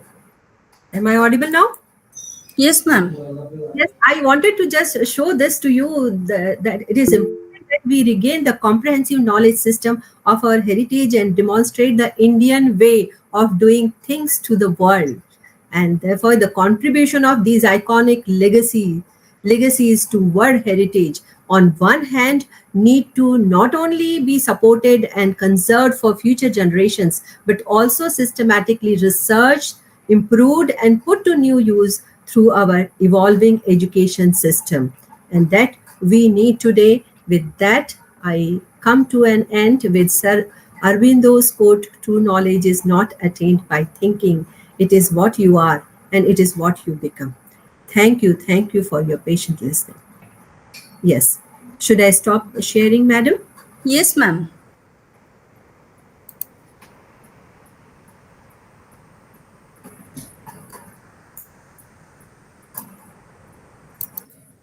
Thank you very much, madam, for your wonderful scholarly presentation dealing on the theme of encounter and challenges between the ancient Indian education system and in a Western Indian education system, which was quite stimulating and captivating. The message you gave was integration of harmony with nature, which is ultimately the call of humanitarian. We rarely get this kind of opportunity to listen to the words of the great knowledgeable stalwarts like you, ma'am. Thank you very much, ma'am, for your valuable inputs. Thank you so much, ma'am. Dear participants, we have received overwhelming responses from diverse participants from different universities of our country. The number itself shows the successful journey of this 8 days academic endeavor. To give a feedback of this 8 days successive faculty development program on Indian knowledge system, may I call upon Dr. Pramod Warkhade sir, Associate Professor, Library Science, N.J. Patil College of Arts and Commerce, Bhandara, to give his valuable inputs. Over to Warkhade sir.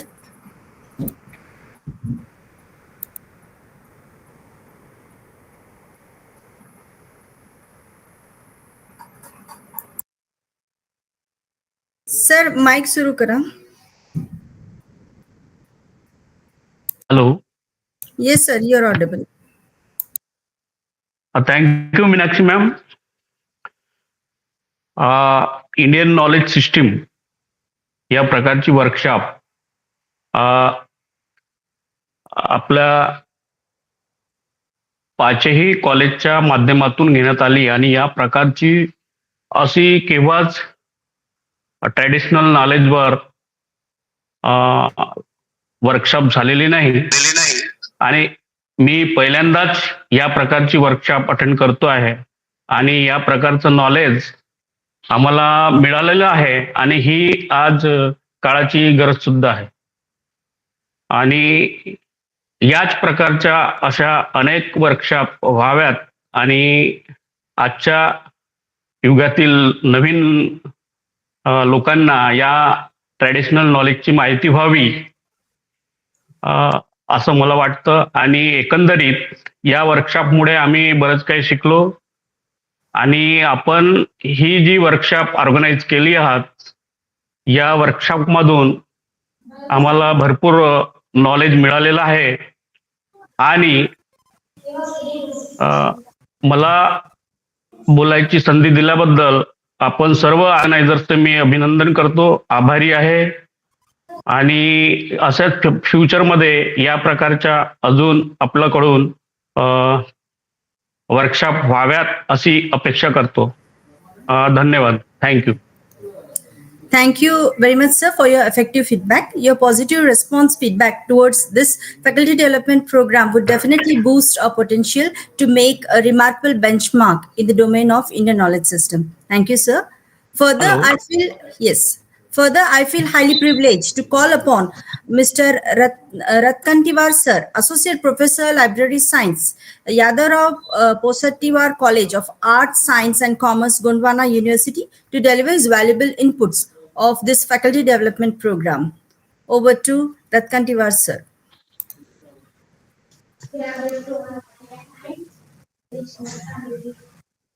There? Is he there? He is not there. Please go ahead.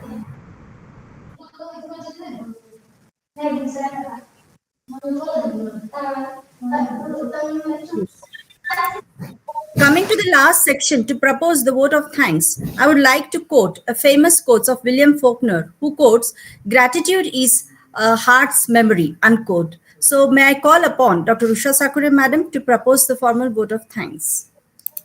Over to Sakure ma'am. Thank you, Meenakshi. Am I audible? Yes, ma'am, you Yes, are. ma'am. So today we have come to the end of this 8-day online session. So as we conclude today, our 8-day online training program on Indian knowledge system, I also take this opportunity on behalf of all the collaborative colleges to thank the eminent resource persons whose expertise and insightful contributions have greatly enriched the 8 days national online sessions. Your guidance and thoughtful responses have been instrumental in deepening our understanding of diverse topics. The clarity and expertise you brought to each sessions have undoubtedly enhanced the overall learning experience of all the participants. Your commitment to knowledge sharing has left a lasting impact, fostering an environment of curiosity and intellectual growth. We express our gratitude for your invaluable contributions, which have played a pivotal role in making these sessions a resounding success. Thanks are also due to our dedicated participants. Your consistent attendance, I think mostly it went till 84 participants in one or two programs. That is really very commendable. And your active engagement reflects a commitment to knowledge and collaboration. Thank you for making these sessions a rewarding and enriching experience for everyone involved. Your consistent presence throughout the 8 days national online session has been instrumental in creating a vibrant and collaborative learning environment. Your dedication to attending these sessions showcase a genuine thirst for knowledge and a commendable commitment to personal and collective growth. The diversity of perspectives and active participation from all the attendants has enriched discussions and fostered a sense of quality. As we reflect on the insightful dialogues and shared experiences, it's evident that your involvement has contributed significantly to the success of these sessions. Thank you for your enthusiasm and for making this educational journey a truly impactful one for everyone involved. A heartfelt thanks to all the collaborative colleges whose active participation and commitment to shared learning have been integral to the success of the 8 days national online sessions. Your engagement has created a dynamic and enriching educational experience, fostering a sense of collective growth. Gratitude for your valuable contributions to this collaborative endeavor, and thanks to all the coordinators of the collaborating colleges for excellent coordination for the success of the program, and to the technical expert Ankush Bobade who handled the smooth functioning of the program. I hope to meet again in another venture with same enthusiasm and excitement. Until then, goodbye and take care. Thank you. Dear participant, please fill in the feedback form, e-quizzes and assignment given in the group to receive your positive responses to enrich this program more further in our future endeavor. Thank you all for your entire support in making this event so special, exceptional, and successful. Certificates will be generated and forwarded in the group in the next week soon. Thank you once again and goodbye to everyone. Thank you all. Thank you, Agashi sir. Hello, hello, Meenakshi ma'am. Yes, sir. Meenakshi ma'am, sorry मैं टोक रहा हूँ आपको, क्योंकि मैं आपके बीच बराबर अक्सर जुड़ता था, मगर इस बार मैं पिछड़ गया. मैं इसके लिए क्षमा चाहूंगा, क्योंकि आपका नंबर मेरे मोबाइल से रीसेट होने के बाद से उड़ गया है. और you are always been the consistent participant of our YouTube channel, sir, and all the programs I know that you see it. So thank you so much, sir, for your. Sir ऐसा कोशिश ma'am, please Meenakshi ma'am, contact number please send chat box. Yes, we will chat on the text, sir. Okay. Thank you, sir. Please, ma'am, send.